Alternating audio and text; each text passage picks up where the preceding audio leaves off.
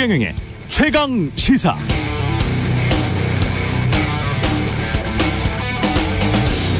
네, 영화 더 킹, 정우성, 조인성 등이 출연해서 화제가 됐던 2017년 영화. 대한민국의 현대사를 배경으로 무소불위의 권력을 쥐고 폼나게 살고 싶었던 검사들의 이야기를 그린 영화였습니다. 이 영화에서 가장 유명했던 대사는 대한민국에서 우리보다 센 놈 있으면 나와보라고 해 였죠. 기억나시죠? 영화가 검사라는 직업을 너무나 터무니없이 악의적으로 묘사해서 약간 거부감이 들기도 했습니다. 개연성이 많이 떨어졌습니다. 그런데 이 영화가 나왔던 2017년 검사 출신 아빠를 둔 고등학생의 생각은 달랐나 봅니다. 검사라는 직업은 다 뇌물을 받고 하는 직업이다. 아빠는 아는 사람이 많은데 아는 사람이 많으면 다 좋은 일이 일어난다.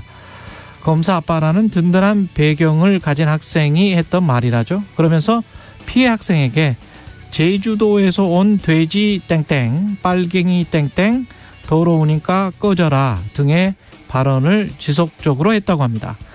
그리고 이런 학폭에도 불구하고 가해 학생은 서울대학교에 진학하고 피해 학생은 자살 시도까지 했었다는 이야기, 영화 같은 이야기가 주말 사이에 터져나왔습니다. 자, 앞으로 현실 속 극정계는 어떻게 전개될까요? 권선징악? 아닙니다. 그것도 개연성이 많이 떨어집니다. 현실은 가해 학생은 계속 잘 살 가능성이 크죠. 피해 학생은 억울하지만 인생의 가장 중요한 시기를 놓친 채 살아가게 될 겁니다. 대한민국은 실제로 센 직업이 있습니다. 그리고 많은 사람들이 굽신거리면서 삽니다. 그게 현실이죠. 대한민국 민주주의의 현실. 그렇다는 이야기입니다. 네, 안녕하십니까. 2월 27일 세상에 이익이 되는 방송 최경령의 최강시사 출발합니다. 저는 KBS 최경령 기자고요. 최경령의 최강시사 유튜브에서도 실시간 방송되고 있습니다.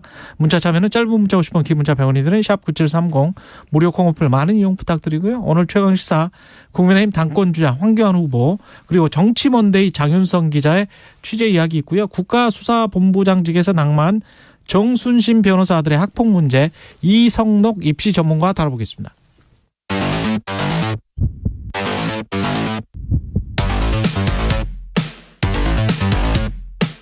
오늘 아침 가장 뜨거운 뉴스 언박싱. 자, 뉴스 언박싱 시작하겠습니다. 민동기 기자, 김민하 평론가 나와 있습니다. 안녕하십니까? 안녕하십니까? 네, 주말 사이에 아주 난리가 났었네요. 네. 그렇습니다. 이 경찰청 국가수사본부장의 정순신 변호사가 임명이 됐었는데요. 대통령실이 임명을 발표한 지 28시간 만에 전격 사퇴했습니다. 사퇴 이유는 아들의 학교 폭력 가해자 전력이 알려지면서 이제 사의를 표명을 했는데 이게 여러 가지 좀 말들이 나올 수밖에 없는 게 이미 5년 전에 KBS가 보도를 한 내용이거든요. 그렇죠. KBS가 5년 전에 보도를 했는데 윤석열 정부가 이걸 인사검증 시스템에서 걸러내지 못한 것인가 안 한 것인가 이 논란이 불거질 수밖에 없는 게 보통 직장에서 이런 일이 발생을 하면 직장 사람들은 다 알지 않습니까? 이 사람이 그때 차장검사였고 그랬을 것 같은데. 어지간하면 다 합니다. 예. 저 이제 직장에 따라 다를 수는 있겠지만 검찰 조직이라 그러면 작잖아요, 거기도. 알 수밖에 없는 게 소송을 했기 때문에요. 그렇죠. 네. 그런데다가 이제 보도 당시에 이제 고위직 검사라고 났기 때문에 고위직 검사라고 언론에 고위직 검사가 이랬다고 언론에 나는데 당연히 이제 검찰에서 파악을 하겠죠. 차장검사가 몇 명이나 된다고. 그렇죠. 당연히 파악을 하고. 차장검사는 검사장 바로 밑이에요. 그렇죠. 네. 더군다나 그 당시에 서울중앙지검장이 대통령이었기 때문에. 그렇죠. 그래서 여러 가지 얘기 나오는 거죠. 그러니까 당시 서울중앙지검장이 윤석열 대통령이었고요. 지금 한동훈 법무부 장관 있지 않습니까? 서울중앙지검 3차장이었습니다. 그리고 지금 대통령실의 복두규 인사기획관, 이원모 인사비서관, 이시원 공직기강 비서관 다 검찰 출신이거든요. 그렇죠. 그러니까 이게 부실 검증이 아니라 검증을 안 한 것 아니냐. 이게 이제 다 검찰 출신들이 요직에 있다 보니까. 검증을 안 한 게 아니고 그냥 알았어도 이 정도는 괜찮겠지라고 그냥 했던 거 아닐까요? 그러니까 다시 문제가 불거지지는 않겠지. 그러니까 부실 검증이라고 진단하는 언론도 있고요. 그렇죠. 안 한 것 아니냐라고 이제 의혹을 제기하는 언론도 있고. 그렇습니다. 한겨레 신문 같은 경우에는 이거는 그냥 별 문제 없다는 그런 아니었던 그런 문제의식이 좀 밑바탕에 깔려 있었던 거 아니냐. 것 같고. 다양한 층위에서 좀 의혹을 제기를 하고 있습니다. 근데 이게 이제 여러 가지 이제 얘기가 있습니다만 삼중의 차원에서 이제 이해가 안 되는 거죠. 첫 번째는 이분은 어떻게 그랬을까? 이분이 그 아들이 어쨌든 학교 폭력을 저지르고 하는 과정에서 그야말로 이제 그 이게 학교 폭력 사건이 일어나면 그와 관련된 이제 절차들이 있잖아요. 학폭이나 그렇죠. 이런 게 열려가지고 그걸 따지고 이 학생을 어떻게 할 것인지 처분을 결정하고 이런 과정이 있지 않습니까? 근데 그때 나왔던 얘기나 이런 것들을 이제 나중에 이제 재판 과정에서 다뤄진 내용을 보면 완전히 그때부터 이제 이 학생의 부모 그러니까는 이 정순신 변호사가 아주 프로처럼 대응을 했다라는 표현이 나와요. 거기에. 그러니까 이 검사기 때문에 그 단계에서 자기 자식을 방어하기 위한 그러한 법정 전술 같은 그런 것들을 계속 펼치면서 계속 시간을 끌고 그리고 법적으로 대응할 수 있는 모든 수단을 동원해 가지고 이 징계에 대한 이 어떤 재심을 요구하고 그리고 법으로 가가지고 이것을 되돌리기 위한 소송을 제기를 하고 또 이거에 대한 가처분을 신청을 하고 계속 그렇게 대응을 한단 말입니다. 그러니까 이런 게 가능한가? 근데 오늘 보도를 보면은 아예 이런 부분에 대해서 이 학교 폭력 이력이 있는 학생을 어떻게 입시를 시킬 것이냐에 대해서 아주 뭐 정형화된 뭐 그런 내용들도 있다는 거예요. 그렇죠. 돈 주면 해준다는 거예요. 아무튼 뭐 그런 거에 있어서도 이제 유리한 측면이 있는 이 직업, 검사라는 직업을 가진 사람이 어떻게 이렇게까지 했느냐에 대한 첫 번째 의문이 있고 두 번째로는 지금 왜 검증이 제대로 안 된 거냐에 대한 의문이 지금 있는 것이죠. 그래서 그게 끼리끼리 봐준 건지 아니면은 뭐 지금 말씀하신 것처럼 알면서 넘어간 건지 이런 것들은 이제 뭐 의문인 것인데 마지막 세 번째 이해가 안 되는 게 이게 국가수사본부장은 경찰이지 않습니까? 근데 검사 출신 인사가 국가수사본부장의 이 공모직이거든요. 공모한 거거든요. 지원한 맥락은 뭐냐. 그러니까 그렇지. 이분이 네. 자다 일어나서 난 오늘부터 경찰이 돼야 되겠다 뭐 이렇게 생각하지는 않았을 거 아니에요. 그렇죠. 그리고 실제로 오늘 보도를 종합을 해보면 지난해부터 얘기가 있었다는 겁니다. 지난해 이제 여름부터 국가수사본부장의 검사 출신이 갈 것이고 그것은 아마도 정순신 변호사의 가능성이 크다. 그 얘기가 있었다는 거예요. 그럼 어디로부터의 언질인지를 모르지. 그래서 예. 이 뒤집어 생각하면은 이 얘기가 결국은 종합적으로 볼 때 이런 얘기 아니냐. 그러니까 애초에 국가수사본부장이라는 직에 이게 수사경찰을 다 이제 총괄하는 직책인데 답이 정해져 있었다. 그렇죠. 검사 출신을 보내는 거고 그게 이제 정순신 변호사라는 답이 정해져 있기 때문에 그 답이 정해진 상태에서 검증을 이렇게 하고 저렇게 하고 이런 문제가 있고 하는 것들이 이런 문제가 있기 때문에 낙마시켜야 됩니다라는 결론으로 과연 갈 수 있었겠느냐. 누가 그런 이야기를 할 수 있었겠느냐. 그렇죠. 네. 그리고 이게 결국은 경찰청장이 최종 후보 3인 중에 한 명을 추천하는 방식으로 절차적으로 진행이 되는 거지만 그 경찰청장은 또 지난번에 이태원 참사에서 우리가 확인했듯이 정권과 코드를 맞추는 경찰청장이다라는 거 아닙니까? 그렇죠. 그럼 이게 왜 이렇게 됐는지에 대한 어떤 얼개가 대충 그려지는 거 아니냐. 그러니까 이런 비판 나오는 거죠. 경찰청장만 지금 저 책임 문책을 하는 그런 분위기로 가 있어요 지금. 또. 그것도 웃긴 거죠 지금 네. 상황이. 그러니까 이게 답이 정해져 있다 하더라도 개인적인 생각이긴 합니다만 이게 만약에 비검찰 출신이 인사검증 그 요직에 있었다라고 한다면은 저는 좀 이견이라든가 문제 제기를 할 법도 했을 것 그렇죠. 같은데 네. 다 또 오비일학인지는 모르겠습니다만 우연인지는 모르겠습니다만 다 검찰 출신이거든요. 검사 출신. 그러다 보니까 더 이제 어떤 그 이의제기라든가 문제 제기를 하기가 어려웠던 게 아닌가. 그러니까 이분이 또 심지어 그 뭐 다 보도가 됐습니다만 이 윤석열 대통령이 서울중앙지검장 할 때 서울중앙지검 인권감독관이었던 거잖아요. 그렇더라고요. 그러니까 같이 근무한 거예요 거기서. 그리고 사법연수원 27기거든요. 그러니까 한동훈 장관하고 이원석 검찰총장하고 동기인 거고 그렇죠. 서울법대 출신이지 않습니까 또. 이걸 몰랐을 리는 없을 것 같아요. 다 아는 사람들 너무나 이너서클이기 때문에. 그렇죠. 예. 그런 조건까지 고려를 해보면은 이거는 이 답이 정해져 있다 그러면 감히 이것을 뭐 그렇죠. 검증하고 말고 할 것도 없었던 게 아니냐. 이게 의심스러운 거죠. 그러니까 이런 맥락에 대해서 해명해 줘야 되는데 그러면은 이게 몇 중에 사실은 검증의 기회가 있지 않습니까? 그랬죠. 첫째로 경찰이 할 수 있는 것이고 법무부에서 원래 인사검증 관리단 그렇죠. 맡기로 했잖아요. 둘째로 네, 법의학까지 갔다 왔고. 그렇죠. 예. 둘째로 고위공직자에 대해서 법무부 인사검증 관리단에서 해야 되는데 지금 이제 공식적인 설명은 법무부의 설명은 검증을 했는지 안 했는지도 확인해 줄 수 없다는 거예요. 그게 장관의 이야기고. 그렇죠. 예. 근데 오늘 동아일보 등등의 어떤 보도를 보면은 이게 검증을 한 걸로 나와 있습니다. 근데 검증이 그럼 제대로 왜 안 됐느냐에 대한 설명은 굉장히 부실한데 이게 적어내는 게 있어요. 그 종이에다가 예. 당신은 뭐 이런 것에 해당 사항이 있습니까? 이래갖고 쭉 적어내는 게 있는데 이 항목 중에 당신의 이제 직계 좀비 소속과 관련된 소송이 있느냐 요걸 적어내는 게 있는데 없다라고 적어냈다는 거예요. 본인이 그래서 안 적어냈다. 그렇죠. 그렇다는 거죠. 그래서 그러면 이게 그냥 믿는 거예요? 그러니까요. 그래서 이걸 검증을 못했다라고 하는데 납득이 안 되죠, 이거는. 그때 한동훈 장관이 미국으로 가면서 FBI 뭐 인사검증 이런 비책을 배워갖고 오겠다라고. 그렇게 하고 갔었죠. 예. 그 당시 조선일보 보도를 보면 주변 탐문, 특수 탐문 뭐 이런 것도 있었는데 그거 제대로 안 배우셨나 봐요. 근데 사실 어제 그 네.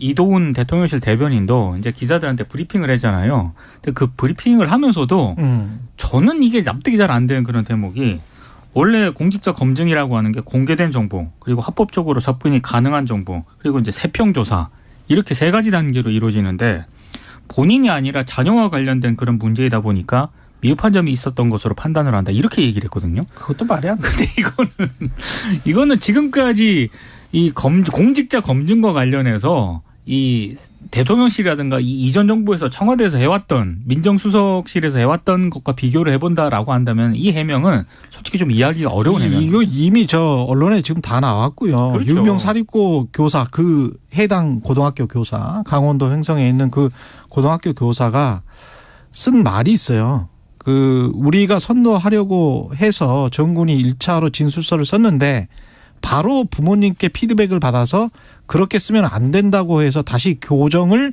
받아오는 상태고 그렇죠. 부모님을 만나고 오면 다시 바뀌는 상태이기 때문에 학교에서도 최대한 교육적 조치를 강구했지만 성공할 것이라는 보장이 매우 낮다고 생각한다.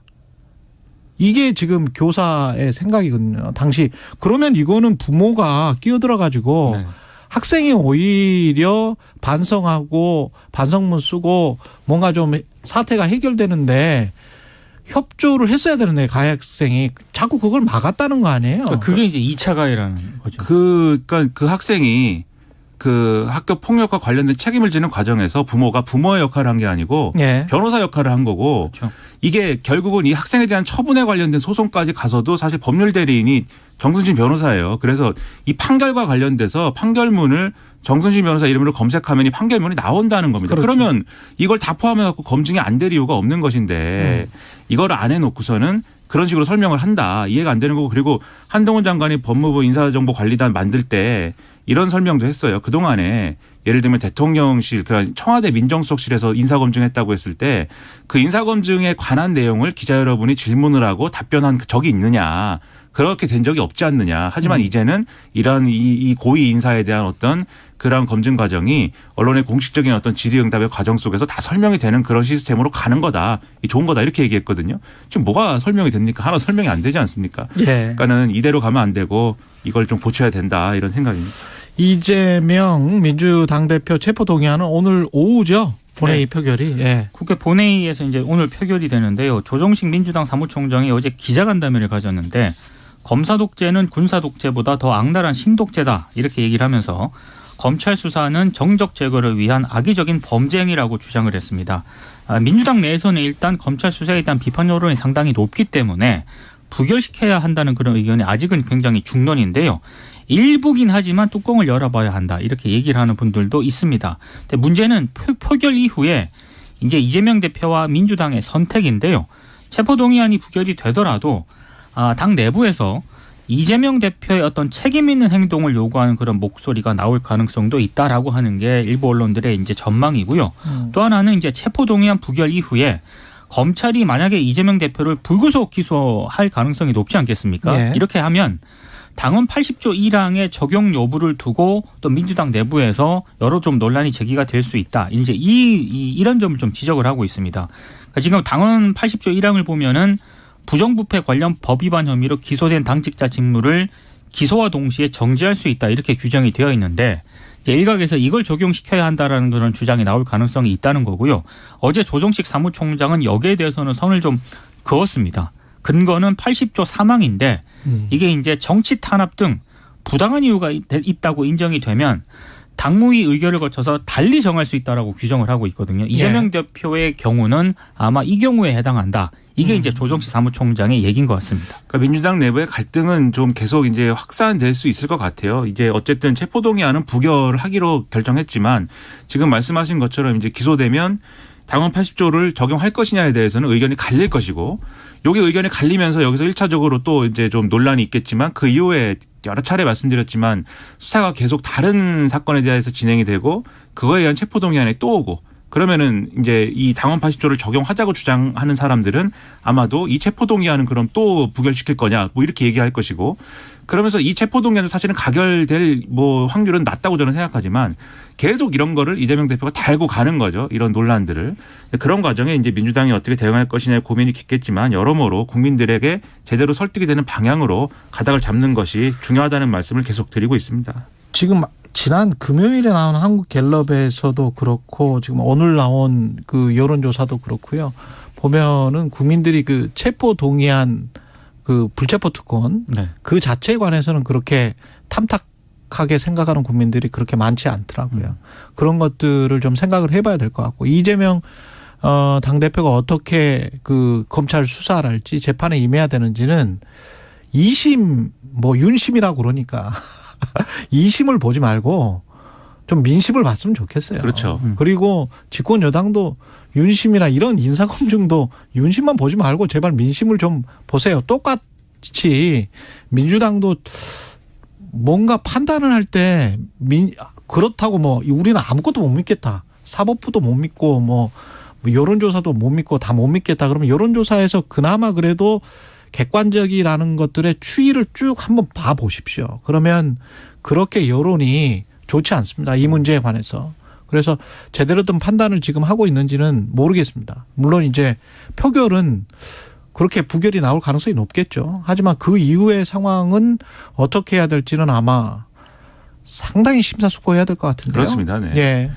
지금 뭐 여론조사 말씀하셨지만 전반적으로 이재명 대표에 대한 수사가 이제 부당한 것이냐 그러니까 뭐 구속 여부 다 떠나서 부당한 것이냐에 대해서는 그 여론을 계속해서 이게 수사할 만한 내용이다라는 쪽으로 이 조금 변해가고 있는 과정이 계속 보이거든요. 예. 그러면 이게 역으로 얘기하면은 제대로 이 혐의에 대해서 설명하지 못하고 있다라는 얘기가 되기 때문에 그렇습니다. 그 점을 고려를 해야 됩니다. 그 사법적 진실과 차치하고 정치적으로 어떻게 대응하느냐는 순수하게 정치의 영역이거든요.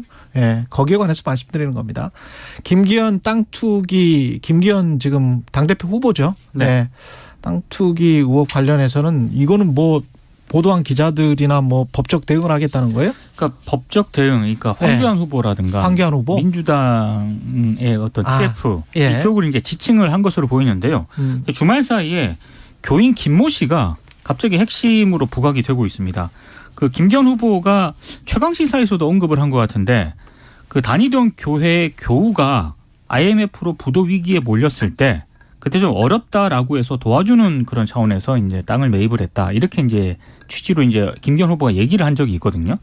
근데 민주당과 황교안 후보 쪽에서는 이 이른바 김모 씨가 이전 소유주로부터 2018년 1월 31일 그 땅을 매입을 했는데 11일 만에 김기현 후보에게 매매를 했다는 겁니다. 그러니까 이제 황교안 후보 쪽하고 민주당의 주장은 사정이 어려웠다는 그 해명이 거짓 아니냐.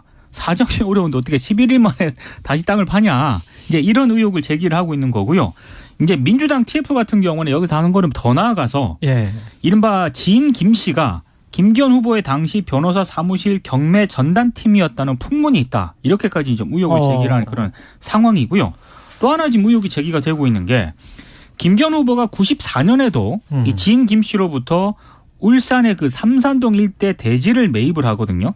당시 2004년에 15억이 이제 건물을 포함한 가액이었는데 이게 지난해 35억으로 올랐다라고 합니다. 그러니까 황교안 후보 쪽에서 제기하는 의혹은 이른바 지인 김 씨는 부동산 업자다. 그래서 김기현 후보가 김 씨와 교회 지인 관계가 맞는지 강한 의구심이 생긴다. 이제 이렇게 주장을 하니까 김기현 후보 쪽에서는 이제 황교안 후보를 비롯한 민주당의 TF를 지목을 하면서 이거는 가짜뉴스다. 반드시 책임을 묻겠다. 이렇게 입장을 정한 상태입니다. 그러니까 여러모로 의문이 있어요. 황교안 후보가 또 이제 페이스북에 제기한 것은 옆에 있는 땅 주인이 2016년에 땅을 70개로 쪼개서 팔았다. 근데 이제 바로 옆에 있는 땅인데 김기현 후보는 자기 땅은 아무 개발도 안 되는 쓸모없는 땅이라는 것처럼 얘기를 하는데 옆에 있는 땅은 왜 그랬냐 뭐 이런 얘기도 하고 그러니까 여러모로 의혹이 제기되는데 제가 이 전당대회와 관련돼서 이제 사실 좀 재밌다고 생각하는 게 이게 이제 땅 얘기만 이제 하지 않습니까 계속. 근데 원래 천하람 후보 입장에서 보면은 지금 막 윤핵관 얘기하고 공천 얘기하고 막 이래야 되는데 다 딴 얘기만 또 하고 있어요. 그러니까 천하람 후보가 어제 기자회견 열어가지고 공천 개혁안을 발표를 했습니다. 근데 별로 주목받지 못하는 상황이어서 이게 참 아이러니다. 이게 땅 얘기가 중요한 얘기인데 이걸 하느라고 이제 어떤 공천 개혁이나 이런 건 또 얘기 안 하는 분위기다. 이게 참 아이러니인 것 같습니다. 중진 의원들을 다 험지에 보내겠다. 나름대로 유의미한 그런 방안을 발표했는데 오늘 신문을 보니까 네. 그 보도한 곳이 별로 없더라고요. 그러니까 뭐 이거 수사 의뢰한다고 하고 김기현 후보는 그리고 안철수 후보는 막 아니 왜 경찰이 아니라 공수처에다 해라 뭐 이렇게 하고 황교안 후보는 추가 의혹 막 제기하고 이러는 과정에 천하람 후보는 약간 소외되고 있는 것 같습니다. 끝내야 되는데 김영남 그 부정청탁 방지법은 3만 원, 29,900원 세트에서 49,900원 세트로 나올 수가 있겠네요. 그러니까 5만 원으로 대통령실이 그걸 검토한다는 검토하겠다. 거고. 이왕 확 검토해 주시는 김에 검사 세트로 좀 검토를 해 주세요. 99만 원 세트랄지 뭐 이런 거. 계급 차별 두는 것도 아니고 말이죠. 예. 90만 원까지는 좀 괜찮다. 뭐 이런 90 안 주는 뭐 따로 계산한다. 뭐 이렇게 검사들한테 준용했던 기준을 전국에 준용을 해야 그 평등사회가 맞지 않겠습니까? 내수 진작 차원이라고 내수 하는데. 진작 차원이라면 확실하게 합시다. 저 같은 수준에서는 네. 29,900원도 사실 충분한데 네. 그렇지 않은 분들이 있는가 봅니다. 충분하죠. 29,900원. 아, 뭐 99만 원 정도 둘이 먹으면 6만 원인 거잖아요. 네. 이게. 안주는 우리가 따로따로 계산합시다. 예, 뉴스 언박싱 민동기 기자 김연아 평론가였습니다. 고맙습니다. 고맙습니다. KBS 1라디오 최경영의 최강시사 듣고 계신 지금 시각 7시 41분입니다. 오늘도 낮과 밤의 기온차가 무척 크겠습니다. 현재 기온 서울이 영하 1도, 대전 영하 4도 등 어제보다 대체로 높지만 평년보단 낮은데요. 낮 기온은 서울이 11도, 광주, 대구 15도 안팎으로 온화하겠습니다. 하늘은 맑은 가운데 중부지방엔 국외 미세먼지가 유입되겠습니다.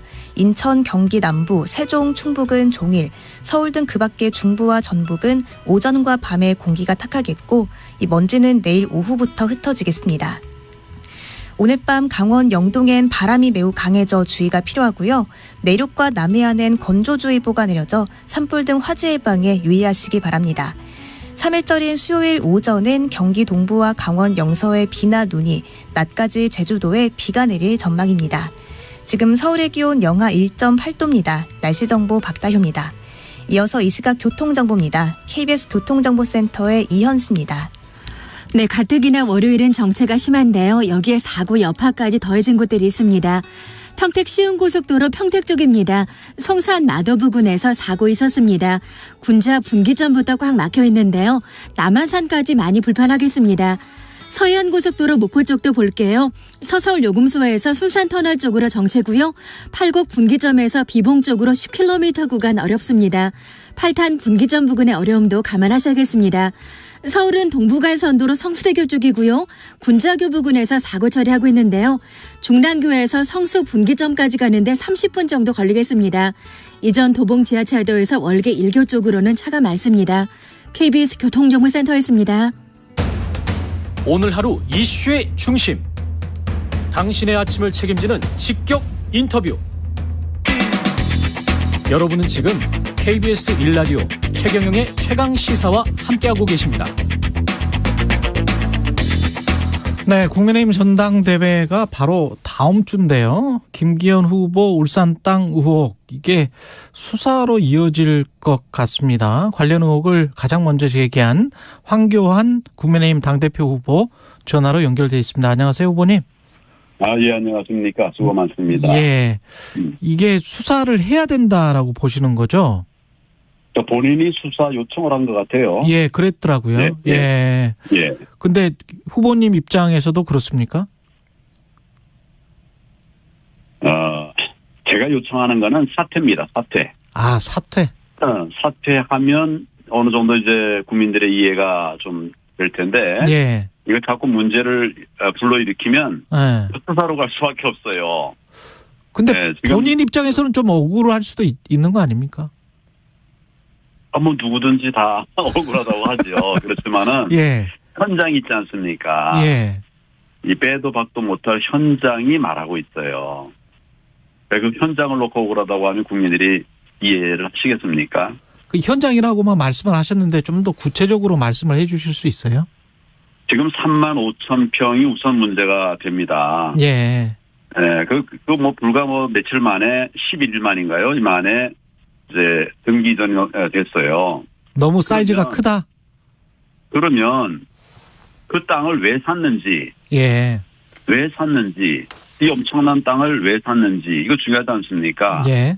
그 지금 이제 밝혀진 바에 의하면 KTX 연결 도로가 맨 처음 계획된 것은 이제 세 가지 노선이 있었는데 이게 다 폐기가 되고 지금 김기현 후보 땅으로 들어가는 것으로 변경이 돼 버렸어요.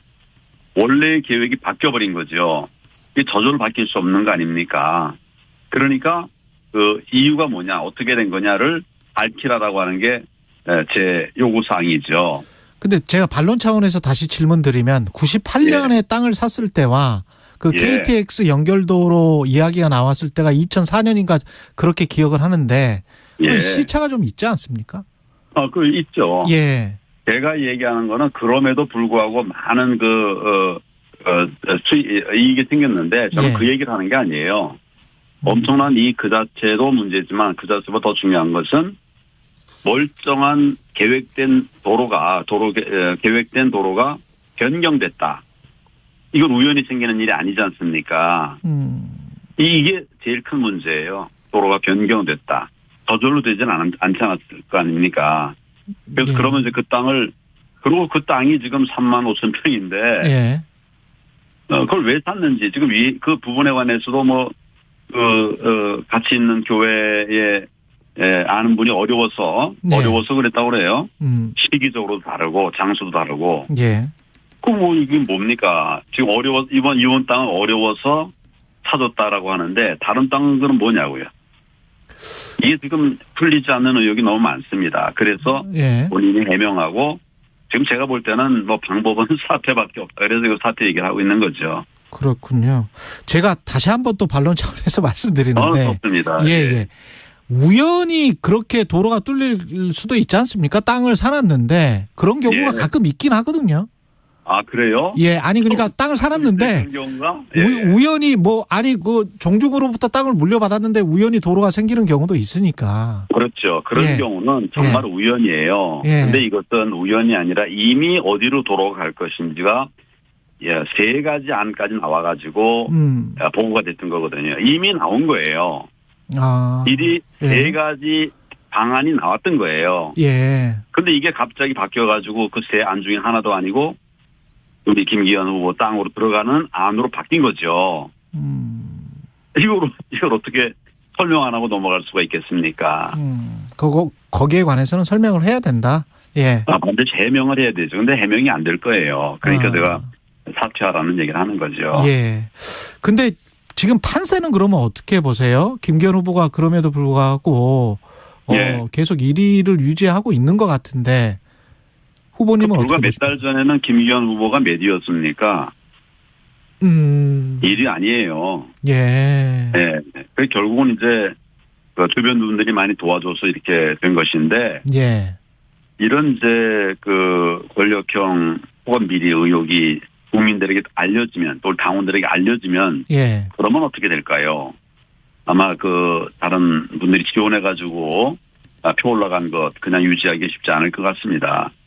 지금 후보님 상황은 어떻게 자체 분석을 하세요? 2위, 3위 또는 1위 어떻게 생각을 하십니까? 저는 국민들이 지정해 주는 대로 갈 겁니다. 근데 제가 지금 이제 맨 처음에는 최저에서 출발했죠. 예. 3%.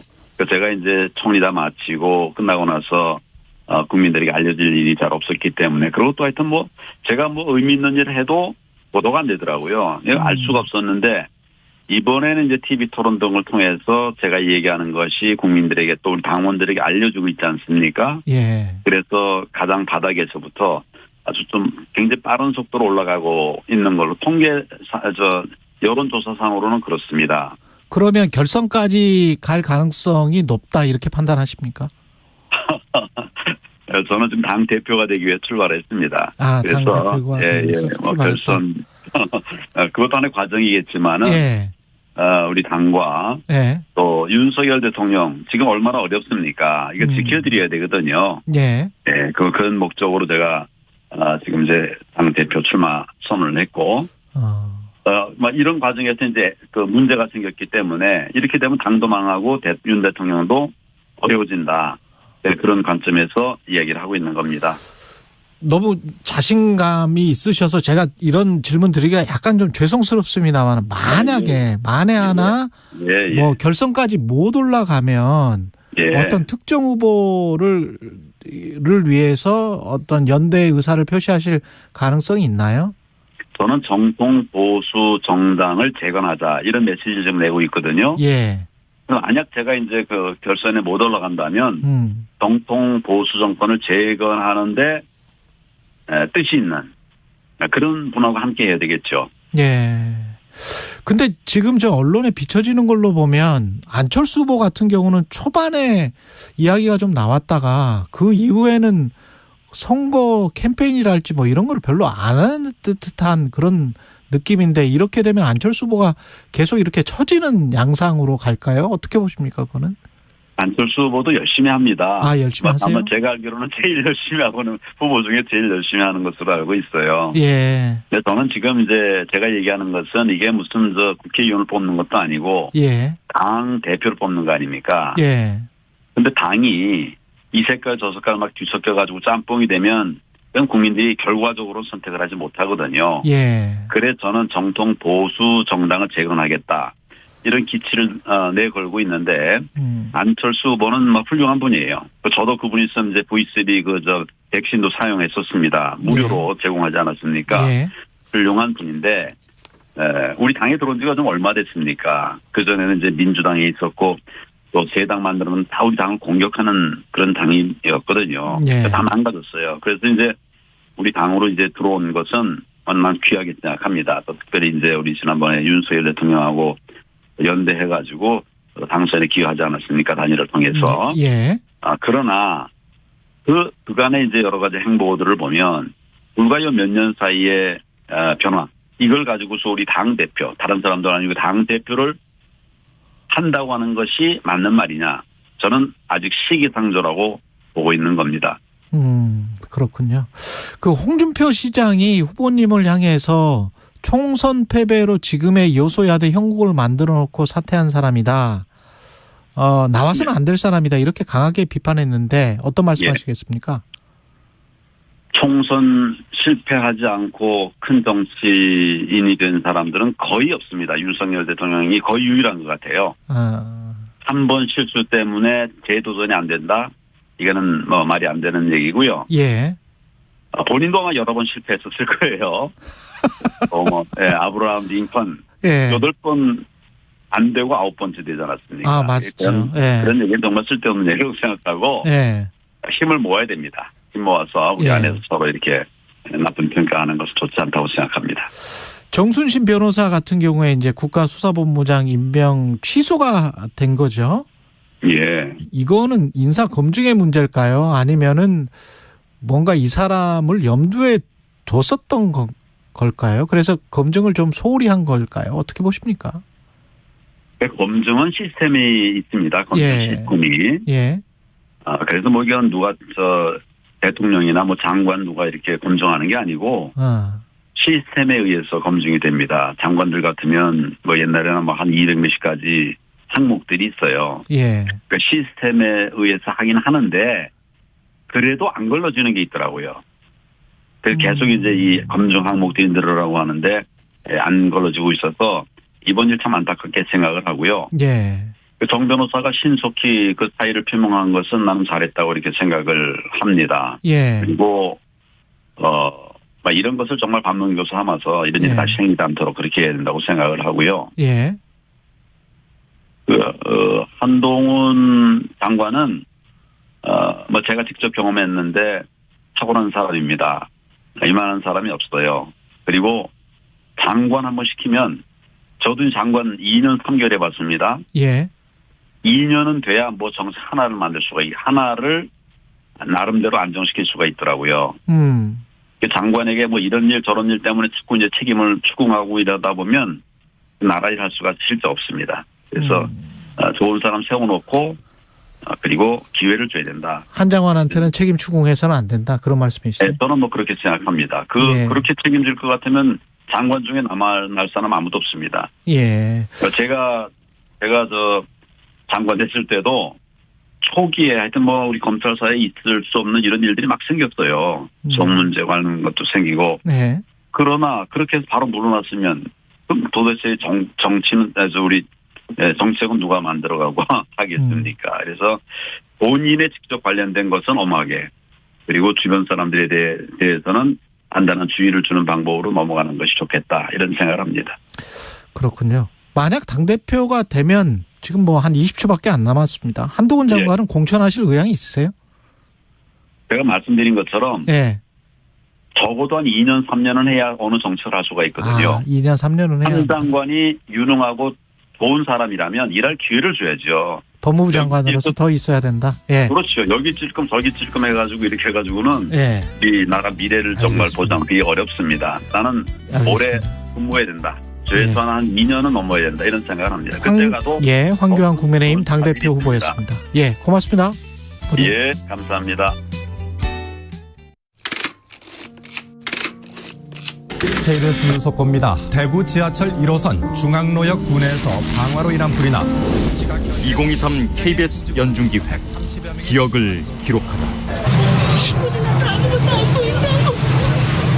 2003년 2월 달이었는데 상당히 추웠던 걸로 기억이 나요. 대구시민회관이라는 곳에 피해자 가족들이 모여 계셨거든요. 그래서 그분들을 위한 많은 봉사원들이 교대교대로 급식 지원에 참여를 했던 그런 기억이 있습니다. 피해자 가족에 대한 보호, 배려 이런 것들이 좀 더 있었으면 하는 그런 안타까운 기억도 좀 있어요. 대구시민회관에 그 당시에 굉장히 많은 사람들이 찾아오셨어요.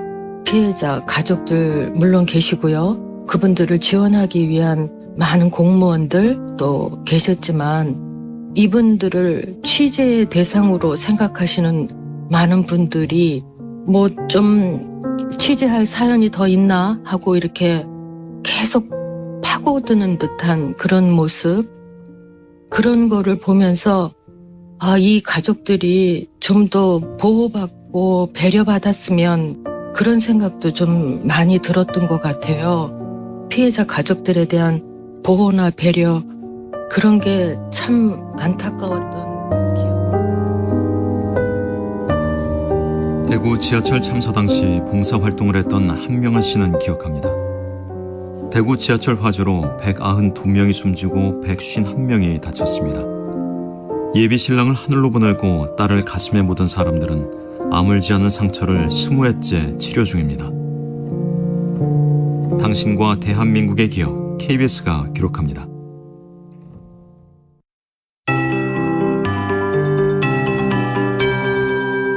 KBS 58분 날씨. 공기가 깨끗했던 주말과 달리 중부지방에 국외 미세먼지가 유입됐습니다. 인천의 초미세먼지 농도가 나쁨 단계로 오른 가운데 옅은 안개도 끼어 있는데요. 인천, 경기 남부, 세종, 충북은 종일 공기가 탁하겠고 서울 등 그 밖의 중부와 전북은 오전과 밤에 공기질이 좋지 않겠습니다. 이 먼지는 내일 오후부터 차차 흩어지겠습니다. 나오실 땐 큰 일교차에 대비한 옷차림 해주셔야겠습니다. 아침 기온이 어제보다 약간 오르긴 했지만 평년보다 추운데요. 오늘 낮 기온은 어제보다 높아서 낮과 밤의 기온차가 무척 크겠습니다. 한낮에 서울이 11도, 대전, 제주 13도, 부산 14도, 광주 15도, 강릉은 16도 안팎까지 오르겠습니다. 하늘은 맑은 가운데 대기가 메말라가고 있습니다. 서울 등 중부 내륙과 전남, 경상권에 건조주의보가 확대하고 있는 만큼 산불 등 화재 예방에 힘써주시기 바랍니다. 오늘 밤 강원 영동엔 바람이 강해지겠습니다. 내일 오전부터는 강원 산지에 순간풍속 초속 25m 이상 매우 강한 바람이 예상돼 강풍 예비특보가 내려졌고요. 동해 바깥 먼바다는 내일부터 물결이 최대 3.5m로 높게 일겠습니다. 수요일엔 경기 동부와 강원 영서, 제주도에 비나 눈 소식이 있습니다. 지금 서울의 기온 영하 1.7도입니다. 박다효입니다.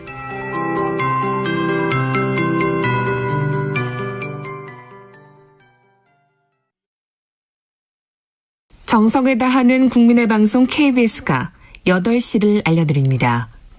AM 711kHz, FM 97.3MHz, KBS 1라디오입니다. HLKA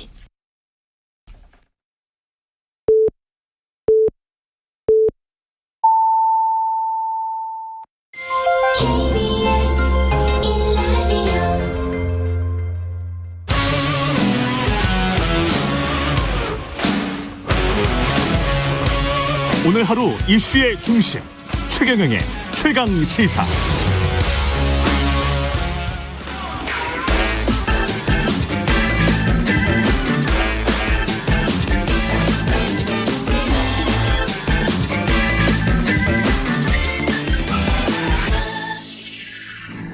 네, 한 번 더 뉴스부터 진행하겠습니다. 오늘은 오마이뉴스 곽우신 기자와 함께합니다. 안녕하십니까? 네, 안녕하세요. 예, 2030 여성 결혼 출산 필수라고 생각하는 비율이 4%? 네. 사회복지연구에 게재된 그 통계 결과입니다. 와. 만 20세부터 34세 미혼 남녀 네. 281명을 조사를 했는데요. 여성의 삶에서 결혼과 출산이 필수라는 데 동의한 여성은 4.0%였습니다. 남성은 12.9%인데요. 적긴 하지만 남녀 차이가 꽤 있죠. 3배네. 네. 예. 그래서 또 여성의 삶에서 결혼과 출산이 중요하다라고 답한 여성은 42.9%였는데요. 남성은 이것보다 한 20%포인트 높은 60% 정도였습니다. 또 반대로 여성의 삶에서 결혼과 출산은 중요하지 않다라고 답한 여성은 53.2%로 절반이 넘었는데요.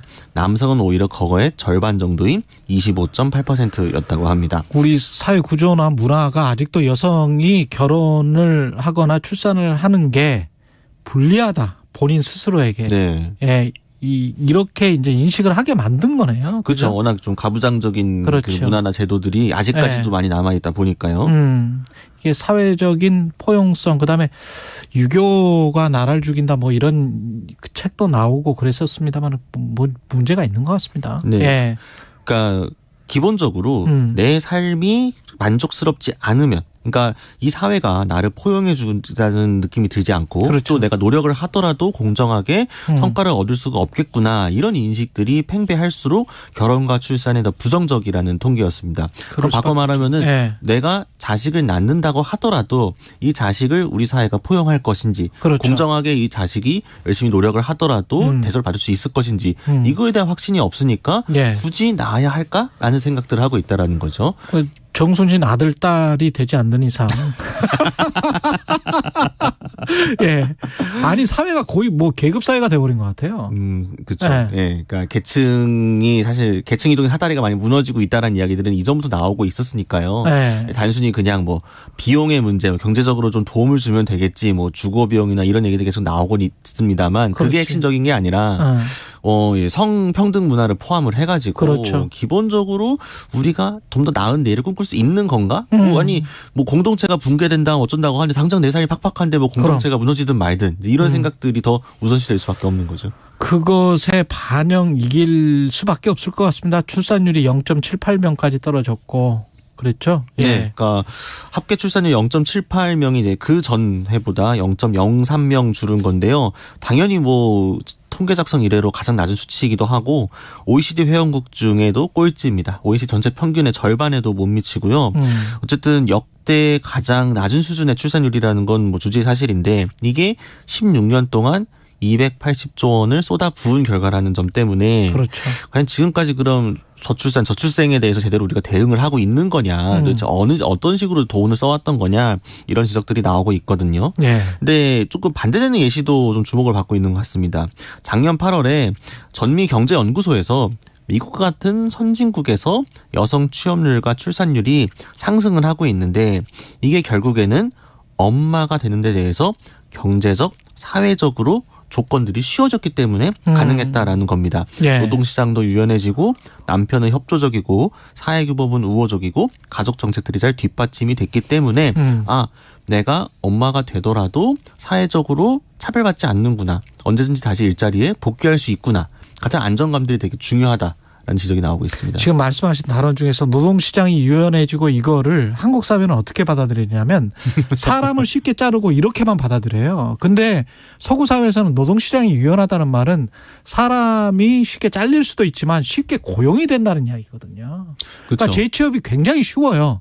근데 한국은 그냥 자르기만 하면 그게 노동시장이 유연하다라고 생각하는 그렇게 해야 된다라고 생각하는 그게 당위다 이렇게 생각하는 사람들이 굉장히 많은 것 같고 심지어는 정책 당국자들까지 그런 생각을 갖고 있는 것 같으니까 그러면서 그 사람들에게 젊은 청년들에게 아이나라 그렇게 말하면 안 되죠. 그렇죠. 어불성설이지. 노동시장 유연화는 사회적 안전망이 확고하게 갖춰져 있을 때 그게 같이 맞물려서 작동을 하는 건데 안전망에 대한 이야기는 별로 없고 그냥 쉽게 해고할 수 있는 권리만 주는 식으로 정책이 설계되는 건 좀 문제겠죠. 그러니까 노동 유연성이란 그 단어 자체도 잘못 이해하고 있는 것 같습니다.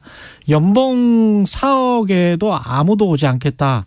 이게 지방 소도시의 현실이기도 합니다만 앞서 그 출산율 뭐 여성들 이야기했습니다만 그것과 복합적으로 연계되는 것 같기도 하고요. 네. 예. 이게 지금 그 지방의 소도시들이 의사 모시기 전쟁이 계속 여기저기 일어나고 있는데요. 예. 단양군이 오는 7월에 이제 단양보건의료원을 이제 개원 준비를 하고 있는데 여기에 이제 서너 명 정도의 응급의학과 전문 의사들이 필요하다고 합니다. 근데 워낙 지방 근무를 기피하는 현상이 심하다 보니까 과연 지원자가 나올지 이게 좀 우려를 하고 있거든요.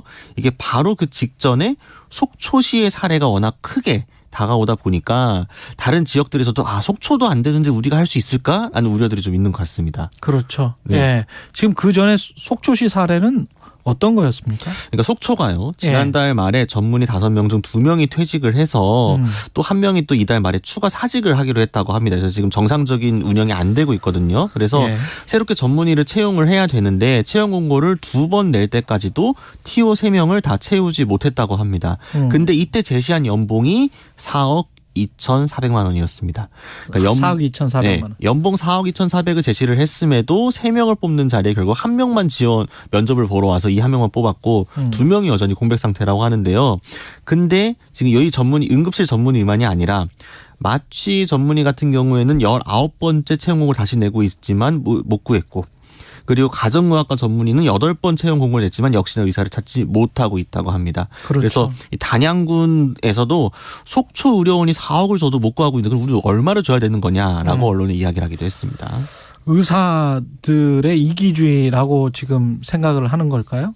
성일종 정책위 의장이 이제 집단적 이기주의라고 한마디를 했다가 굉장히 좀 의사협회로부터 비판을 많이 받기는 했는데요. 근데 어쨌든 지금 여당에서도 여권에서도 공공의대 설립이라든가 의대 정원 확대에 대해서 조금씩 만지작거리고 있는 것 같습니다. 근데 이게 사실 문재인 정권 때 같은 이야기가 나왔었는데 그렇죠. 그때 국민의힘이 좀 반대를 심하게 했었거든요. 그 수도권 집중과 지역균형 발전인데 이렇게 단순하게 생각해 보면 될 것 같아요. 외자 유치를 할 때 돈만 많이 주면 외자 유치가 됩니까? 전혀 그렇지가 않습니다.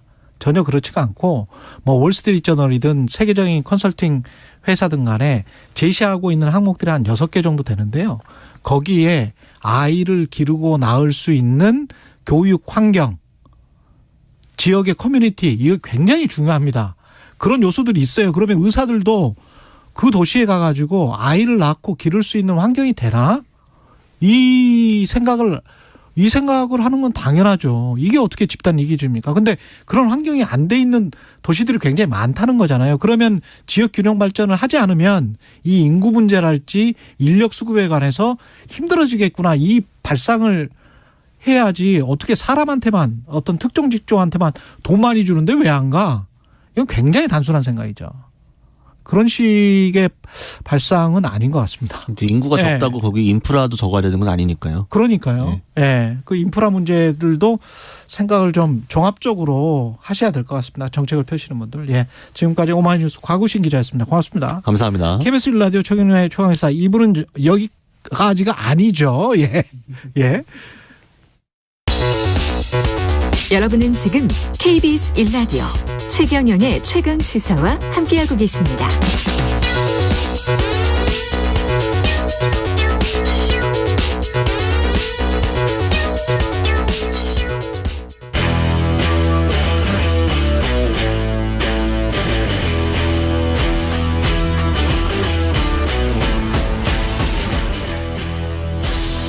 네, 한 주의 시작 여의도 정치를 깊이 있고 날카롭게 들여다보는 시간입니다. 정치 먼데이 오늘은 장윤선 정치 전문 기자와 함께하겠습니다. 안녕하십니까? 네, 안녕하세요. 지난 주말에 뭐 난리가 났었어요. 네. 정순신 변호사, 이순신 장군님과 이름이 또 똑같아서 화제였습니다. 예. 이분은 뭐 상황 자체가 우리가 워낙 이제 학폭이나 입시 문제 이런 거에 민감하다 보니까 예, 비판을 많이 받을 수밖에 없습니다. 예. 이게 지금 검증 책임은 누구한테 있는 겁니까? 제가 보기에는 사실은 대통령실이 최종 책임자죠. 피할 수가 없죠. 왜냐? 예. 아니, 그러니까 물론 이런 건 있어요. 예. 작년 5월 22일 날 법무부가 이제 인사정보관리단 이거 신설할 때도 문제가 많았습니다. 그 FBI까지 갔다 왔잖아요. 그러니까요. 미국 예, 출장까지 갔다 장관이. 왔잖아요. 예. 그래서 진짜 똑바로 잘 검증하겠다라는 입장을 국민들한테 그렇게 천명을 했는데 그 결과가 이거냐에 대한 비판이 있는 건데요. 어찌됐든 당시에 설명 자료를 배포한 내용을 보면 인사 추천, 검증 결과 이게 전부 대통령실에 집중이 됐었는데 앞으로 이것을 대통령실 인사혁신처 법무부가 분산해서 투명성과 책임성을 높인다. 투명성과 책임성을 높인다. 음지에 있던 인사 검증을 양지로 끌어내서 감시가 가능한 통상의 시스템 아래 두겠다. 그리고 그동안 질문할 수 없었던 영역을 질문할 수 있는 영역으로 재배치한다. 그 결과가 이거다. 그렇다면 참담한 거다. 이제 이런 결론에 이르게 되는 것이죠. 그러니까 무슨 얘기냐면 어찌됐든 처음에 출발할 때 투명성을 강화하고 책임성을 높인다고 했지만 실제로는 윤핵검끼리 끼리끼리 검증한 거 아니냐. 이런 비판을 피할 수가 없는 것이고요. 네. 결국에는 몰랐겠어요? 몰랐겠냐? 이런 비판이 세간에서는 계속 나오는 거죠. 아니, 그럴 수밖에 없는 게 지금 복두규, 이원모, 이시원 다 검사들 아니에요? 아니 다 특수통들이고요. 네. 그리고 한동훈, 이원석 다 서울법대 동기기도 그렇죠. 하고요. 동기들이잖아. 모를 수가 없어요. 그리고 우리 뭐 언론에 있어서 잘 아시겠지만 네. 이런 사안 터지면 받은 글, 받글 형태로 다 누구 아들이냐. 그 당시에 다 돕니다. 서초동에서요. 제가 그렇죠. 취재해 보니까 네. 알만한 사람은 다 알고 모를 수가 없는 분위기였다라는 얘기들이 나오고 있어요. 네. 네. 그러니까 뭐 지금 뭐 공식적으로는 공직 예비 후보자 사전 질문서에 본인이나 배우자 직계 존비속이 원피고 등으로 관계된 민형사 소송이 있냐. 네. 거기에 뭐 없었다 아니다 이렇게 썼다는 설도 있고 그런 뭐 보도도 있고 그렇죠. 아예 뭐 안 썼다라는 얘기도 있고 이런데 이게 진짜 구체적으로 이분이 거짓말을 한 건지 아니면 대충 써. 그럴 수도 있죠. 예, 그리고 이미 넘어간 건지. 이미 확정됐어 뭐. 왜냐하면 제가 검찰 출신이 온다는 얘기를 작년부터 들었어요. 아, 그래요? 제가 국가수사본부장에 KBS의 다른 프로그램에서 국수본부장이 검찰 출신이 온다 99.99999%라고 다른 프로그램에서 작년에 얘기를 했습니다. 그러니까 이게 무슨 얘기냐면요. 계속 이런 얘기들이 있었고 이미 정해진 수순이었기 때문에 검증을 제대로 한 것이 아니다라는 비판을 피해가기가 굉장히 어려운 거죠. 서울 법대생들이 과거에 뭐 한 300명 있다고 치면 그중에서 검사 출신으로 동기인 사람들 이게 모를 수가 없을 것 같은데 아무리 생각해도 복두규, 이원모, 이시원이 다 인사 관련이고 그러니까 한동훈, KBS에서 이원석 그렇죠. 진짜 이거는 미스테리인데. 예.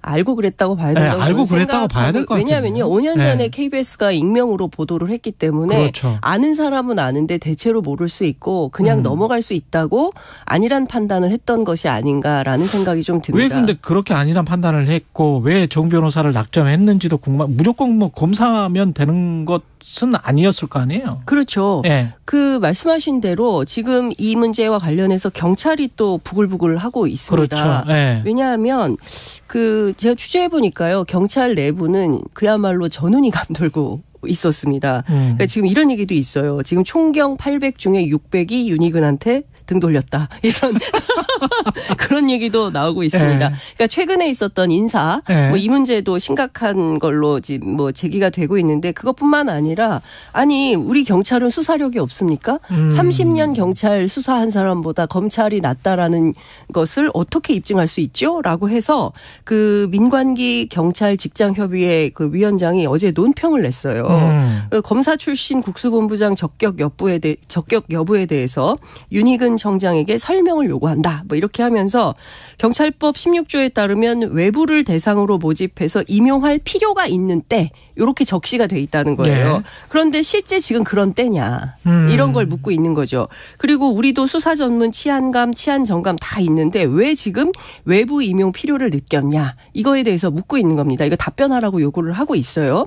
그러네요. 그리고 무엇보다 20년 검사로 있으면서 당시 형사소송법에 따라서 경찰을 어떤 지휘의 대상으로만 보고 있었던 검사 출신 정순신 본부장이 35,000 수사경찰에 대해서 어떤 조직관리 능력을 보였는지 이것도 답변해라. 그렇군요. 예. 예. 윤희근 청장이 아주 곤혹스럽게 됐습니다. 왜냐? 윤희근 청장 뜻이었을까요?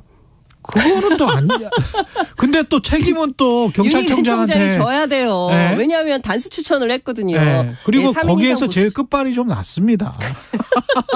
지금 뭐 한동훈보다 높지는 않잖아요. 네. 그래서 네. 경찰 내에서 어떤 얘기가 네. 나오냐면 참 이심전심으로 그 양반의 처지를 모르는 것은 아니나 책임은 면키 어려울 것이다. 책임은 면키 어려울 네, 것이다. 이런 얘기가 나오고 있습니다. 그렇게 되면 또 꼬리 자르기 뭐 그러면서 또 다시 국가수사본부장을 검사 출신으로 임명할 가능성도 있는 거 아니에요? 우리가 당연히 지금 검사 출신 대통령의 법무부 장관의 뭐 비서관들도 다 검사들이고 그러니까 사실상 검찰 정권이죠. 예. 네. 그러니까 이거 국가수사본부장도 당연히 그렇겠지라고 우리도 사실은 기자들도 그렇게 생각을 속으로 했었잖아요. 근데 네, 사실 이게 당연한 듯이.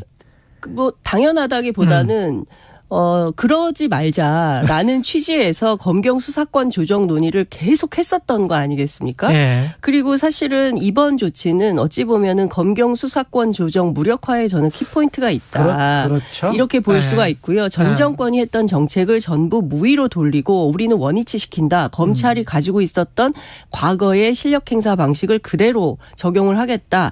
이런 취지의 행동 아니냐라는 비판도 면키 어렵다라는 생각이 좀 드는데요. 그 자리에 맞는 인사가 아니고 예, 그렇죠. 검경 수사권 조정이나 뭐 이런 전 정권 것을 다 그냥 엎어버리겠다는. 그렇죠. 예. 예. 그렇지 않고서야 어쨌든 이게 국가수사본부장이라는 자리가 검찰개혁, 경찰개혁 그리고 그 검경 수사권 조정의 일환으로 탄생한 조직입니다. 그래서 네. 경찰이 수사의 독립성과 전문성을 가지고 해봐라라고 해서 세운 조직이고요. 이 조직에서 수사 독립기구로 활동을 했어요. 그런데 여기에 검찰을 꽂겠다는 것은 그야말로 그동안 있었던 경찰의 수사권 독립을 안 돼. 다시 검찰한테 이렇게 지휘받아서 당신들은 수사하세요. 그렇지. 이런 뜻으로밖에 해석할 수밖에 없는 것이죠. 그렇기 때문에 경찰 내부에서는 경찰국 신설과 맞물려서 이 문제 또한 그냥 간과하기가 어려운 그런 상황입니다. 아니, 그럼 우리는 독립조직이 아니라는 거야 뭐야. 이런 비판을 피할 그러네. 수가 없는 이런 상황인 것이죠. 네. 솔직히 말하면 과거에 자치경찰, 수사경찰 그리고 검찰 경우에도 수사청, 기소청 그리고 고위공직자 비리수사처 이렇게 나눠서 수사기관마다 어떤 수평적 관계에서 견제와 그렇지. 균형을 맞추면서 어쨌든 지금까지 있었던 그 검찰의 수사기소 독점의 폐단을 치유하는 데 방점을 찍었던 이런 이제 형사사법 체계의 새로운 시스템을 다시 무위로 돌리려는 이런 것이죠. 그렇기 때문에 저는 맞아요. 이 문제에 네. 대해서 민주당이 좀 세게 싸워야 된다 이런 생각도 좀 듭니다. 그 권력이 쏠리면 부패할 수밖에 없고. 그럼요. 예, 검찰 권력이 과거에 문제를 일으킨 적도 굉장히 많고요. 그렇습니다. 무엇보다 무고한 시민을 기소하거나 간첩으로 때려잡거나 뭐 이런 적 많지 않습니까? 그렇습니까? 예. 아니 그러고 나서 아니면 말고 식으로 무죄 받고 이런 경우가 왕왕 지금도 벌어지고 있지 않습니까? 아니 당장 지금 지금 용산에서 그렇고. 용산에서 근무하는 이시원 공직기강 비서관 이거 기소 원래 잘못했었다가 그럼요. 예. 그런데도 이렇게 영전을 했으니까요. 네. 예. 그러니까 대한민국의 사법 정의가 제대로 살아있는 것인가에 대해서 국민들이 계속 의문을 표하고 있는 거 아닙니까? 뭐 그렇죠. 멀리 갈 필요도 없습니다. 예. 박상도 아들 50억 무죄 이것만 보더라도 그 사람도 검사 출신이죠. 그럼요. 예. 이게 말이 됩니까? 그러니까 검사 출신은 그냥 다 피해가고 아니 그 정순신 변호사 아들 얘기가 어쩌면 맞는 측면도 있는 거예요. 예? 예. 뭐 아니 현실을 반영한. 그러니까요. 예. 판사 제대로 본 거지 아들로서. 그렇죠. 예. 예. 판사를 잘 만나면 무죄 받는다. 이런 얘기를 아이가 어떻게 합니까? 누구한테 이런 얘기를 들었겠어요. 그러니까 판사를 잘 만나면 무죄 받는다는 정말 예. 큰일 날 소리인데. 그러니까 예. 검사라는 직업은 다 뇌물을 받고 하는 직업이고 판사랑 친하면 재판에서 무조건 이긴다. 이 판사들이 굉장히 불쾌한 얘기입니다. 이게. 그렇죠. 예, 네. 판사랑 친하면 무조건 이겨. 말도 안 되는 얘기를 검사 아들이 하고 있는 얘기죠. 이게 네. 사실이라면 얼마나 황당한 일입니까? 근데 그런 이야기를 언뜻 듣지 않았으면 이런 이야기를. 아이가 어디서 이런 얘기를 듣겠어요. 그러니까요. 집에서 예. 들었겠죠. 그러니까 사법 시스템을 완전히 우롱하는 이야기인데. 그렇습니다. 예. 예.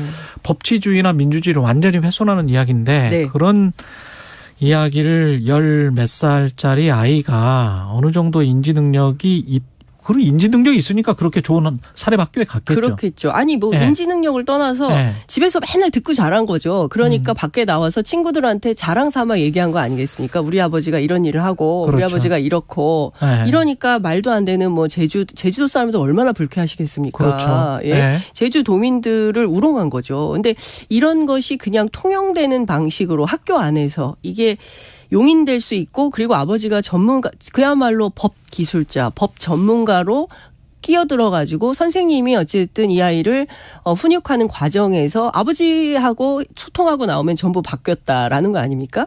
그러니까 사실상 이게 학교에서 선생님들이 교육하기도 힘들었던 거예요. 근데 이게 파장이 계속 갈 것 같 수밖에 없는 게 이 네. 친구가 뭐 서울대학교 철학과잖아요, 지금. 네. 그랬다가 뭐 이게 사실은 저 외국 그 사람들 따라하는 것 같은데 로스쿨로 가는 게 철학이나 심리학 쪽이 있다가 로스쿨로 유리하죠. 가는 게 리트 시험에 훨씬 더 유리하거든요. 그래서 제가 이거 취재를 했어요. 네. 저는 처음에 이걸 딱 보고 어떤 생각이 들었냐면 이거 로스쿨 준비하는구나 라는 생각이 들었습니다. 철학과를 왜 갔겠어요. 그렇죠, 이거는 그렇죠. 이제 리트 시험을 준비하기 위한 건데 네. 국내 로스쿨도 가능하다는 거예요. 외국까지 갔지 않더라도. 그렇죠. 네. 그러니까 이게 사실 어찌 보면은 정순신 변호사가 왜 이렇게 하루 만에 사의 표명을 했을까. 어찌 보면 아들의 장래를 위한 선택이었을 가능성이 저는 매우 높다고 생각이 좀 듭니다. 근데 이런 친구가 사고를 고치지 않고 네. 만약에 검사가 된다면 뇌물 받고 친한 판사 만나면 재판에서 무조건 이기고 네. 이게 로직이 되는 겁니다. 이런 사회가 정의로운 사회, 상식과 공정이 통하는 국민들이 원하는 세상이라고 생각할 수 있습니까? 저는 이거는 아니죠. 정말 아닌 것 같아요. 예. 근데 네. 이런 방식으로 키우려고 했겠죠. 그러니까 철학과를 보냈을 것이고 그렇지. 철학과를 통해서 로스쿨을 네. 가고 그리고 나서 뭐 법조인이 되겠죠. 예, 법조인이 돼서 그분이 어떤 법을 집행하게 될지 암담한 거죠. 예. 갑갑하네요. 네, 예. 이런 과정을 계속 밟도록 해도 우리 사회가 괜찮은 것인지에 대해서 저는 총체적 점검이 필요하다고 생각합니다. 그렇습니다. 예. 잘못하면 그리고 지금 계급 사회가 되는 거예요. 아니 이미 예. 계급 사회이기도 하고요. 예. 부의 대물림, 권력의 대물림, 직업의 대물림. 그렇죠. 의사 집안에서 의사나고 판사 집안에서 판사나고 교수 집안에서 교수난다라는 얘기들이 괜히 나오는 게 아니죠. 그렇습니다. 예. 국민의힘 전당대회 상황 짚어보면 방금 전에 뭐 국민의힘 그 당대표 후보 황교안 후보 인터뷰를 했는데 김기현 후보의 울산 땅 의혹을 지금 강하게 문제 제기를 하고 있습니다. 사퇴를 하라. 이게 지금 입장인데 직접 가보고 취재도 네. 좀 해보셨죠? 네. 예. 황교안 후보는 사퇴하세요로 뜬 것 같아요. 그런데 어찌됐든 지금 핵심은 김기현 의원은 불법은 없었다. 그리고 불법 부당행위가 있었다면 송철호 시장 때 그거를 바로잡지 않겠냐. 만약에 내가 여기에서 불법 행위가 적발이 된다고 한다면 정계 은퇴하겠다. 이렇게 선언을 하고 있습니다. 그러니까 제가 보기에는 취재 현장에서 느낀 바는 지금부터는 국민의힘 당원들 그리고 국민들께서 판단해 볼 문제다라는 말씀을 아직 좀. 판세에 영향은 못 미쳤. 판세에 영향을 못 미친 건 아닙니다. 왜냐하면 지지난주에는요. 예. 상당히 판세에 영향을 미쳤어요. 그러니까 지지난주 금요일까지는 상당히 선전을 하다가 주말 사이에 이 땅 의혹이 나오면서 계속 지지율이 떨어졌어요. 그래서 40%를 못 넘고 있다라는 얘기가 캠프 안에서 나왔다가 민주당에서 땅 의혹 관련된 TF를 만들면서 김기현 표가 모이기 시작합니다. 그러면서 처음에 43에서 안정적으로 47%대까지 올라와 있기 때문에 예. 결과적으로 이 문제가 계속 민주당 안에서 제기가 된다면 김기현 후보가 안정적으로 당선될 가능성이 매우 높다. 그러네. 이런 아이러니한 상황이 그러네. 정치권 안에서 제기가 좀 되고 있습니다. 그래서 어떤 얘기까지 나오냐면요. 민주당이 만들어줄 수 있다. 당대표를. 민주당은 속으로 바라나? 아니, 모르겠습니다. 뭐 전략적 판단인지 어떤 건지 확인을 좀 해봐야 될 것 같은데요. 네. 여하튼 상황이 묘하게 돌아가고 있다. 이런 말씀을 좀 드릴 수가 있고요. 예. 중요한 점은 이런 것 같습니다. IMF 때인 98년도에 이 땅을 사거든요. 그러니까 당시의 상황 취재를 해보니까 이런 거예요. IMF이기 때문에 당시 사람들이 살기가 어려워져가지고 예. 건물주들이 막 싼값에 건물을 그렇죠. 집도 막 내놓고 막 이랬었잖아요. 그 국가부도의 날 영화에 보면 막 그런 장면들이 막 나오지 않습니까? 마찬가지로 울산도 그랬다는 거예요. 그래가지고 당시에 울산지방변호사회 그 변호사들이 우리는 클라이언트들의 피눈물을 빼먹는 짓은 하지 말자. 뭐 경매로 나온 땅이나 건물 이런 거 사지 말자. 서명운동을 했대요. 아, 그래요? 네, 그런데 김기현 의원이 사인을 안 했답니다. 아, 거기에 사인을 안 했어? 당시에 그랬대요. 그러니까 그 변호사들 얘기입니다. 그래서 그런데 이 와중에 98년에 구수리 땅을 9필지를 산 거죠.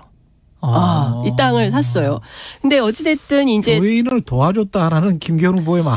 그러니까 교인을 도와줬다는 분하고 이제 저도 통화를 했습니다. 이제 통화를 했는데 좀 악의가 안 받는 포인트가 있어요. 그러니까 뭐냐면은 이제 그 어려운 친구를 돕기 위해서 뭐 친구가 좀 사달라 그래서 그 땅을 사줬다라는 게 지난 TV 토론에서 황교안 후보 질문에 대한 답변이었는데 폐쇄 등기부 등본에 따르면 때 보니까 98년 2월 10일 날 이 친구가 소유권 이전 등기를 맞춰요. 그럼 그때 땅을 샀다는 얘기잖아요. 그렇죠? 그런데 그러니까 돈이 있으니까 땅을 샀겠죠? 돈이 있으니까 땅을 샀지. 그렇죠. 그런데 그 이튿날 그거를 김기현 의원한테 팝니다.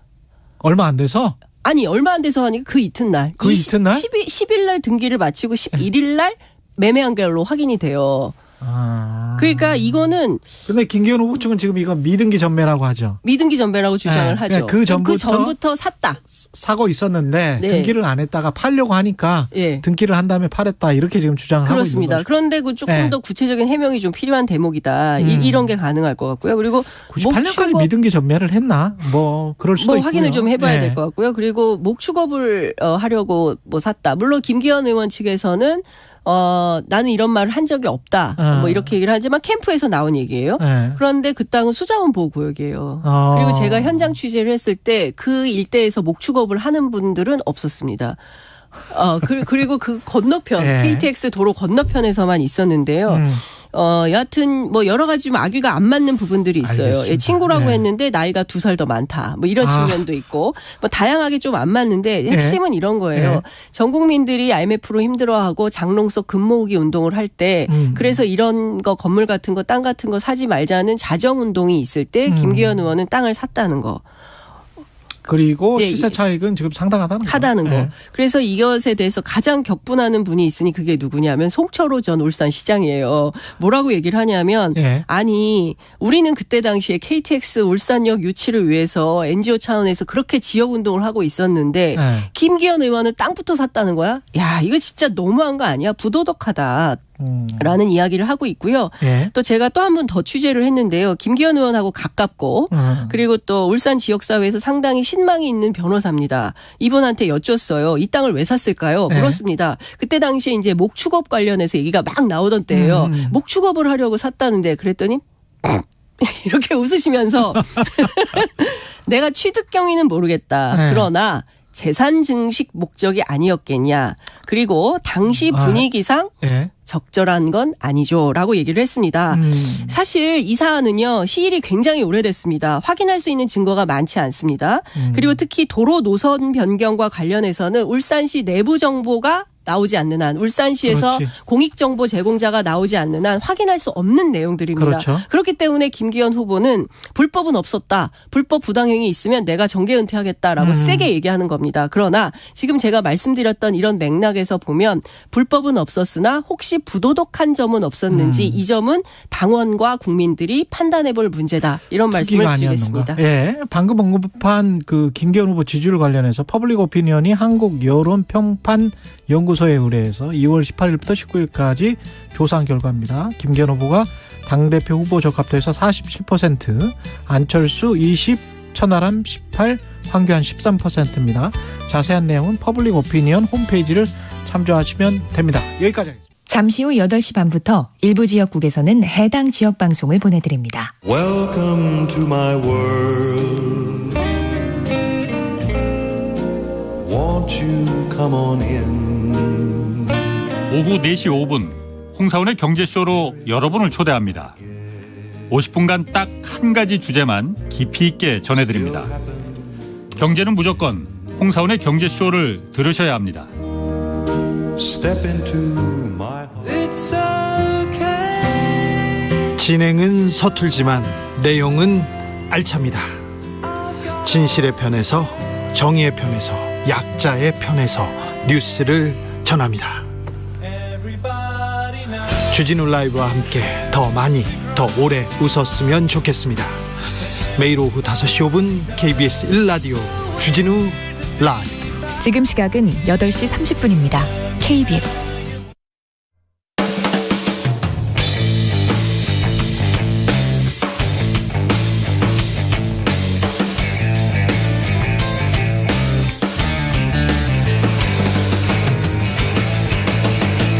최경영의 최강 시사.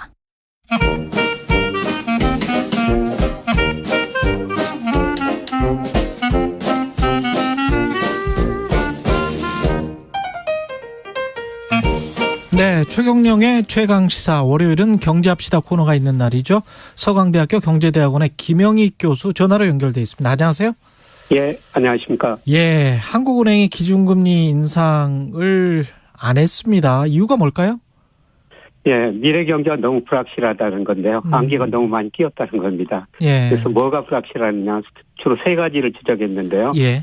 앞으로 미국이 금리를 얼마나 인상할 것인가, 그게 불확실하고요. 네, 중국이 올해 들어서 리오프닝하고 있는데 그게 또 우리 경제에 얼마나 영향을 줄 것인가. 네, 그리고 세 번째로 한국이 그동안 금리를 많이 인상했거든요. 예. 네, 그게 지금 실물 경제에 영향을 주고 있습니다만은 영향이 구체적으로 얼마나 더 나타날 것인가. 이 세 가지가 불확실하니까 잠깐 쉬겠다. 이런 식으로 지난주에 금리 인상을 멈췄습니다. 근데 이게 한국은행의 설립 목적도 그렇고 한국은행이 존재하는 이유는 인플레이션 때문에 물가 인상, 물가 상승 이걸 막기 위해서 존재하는 거 아닙니까? 예, 원래? 그렇죠. 한국은행 통화정책 목표는 물가 안정하고 금융 안정입니다. 물가가 제일 중요하죠. 그렇죠. 물가 안정과 예. 금융 안정인데. 예.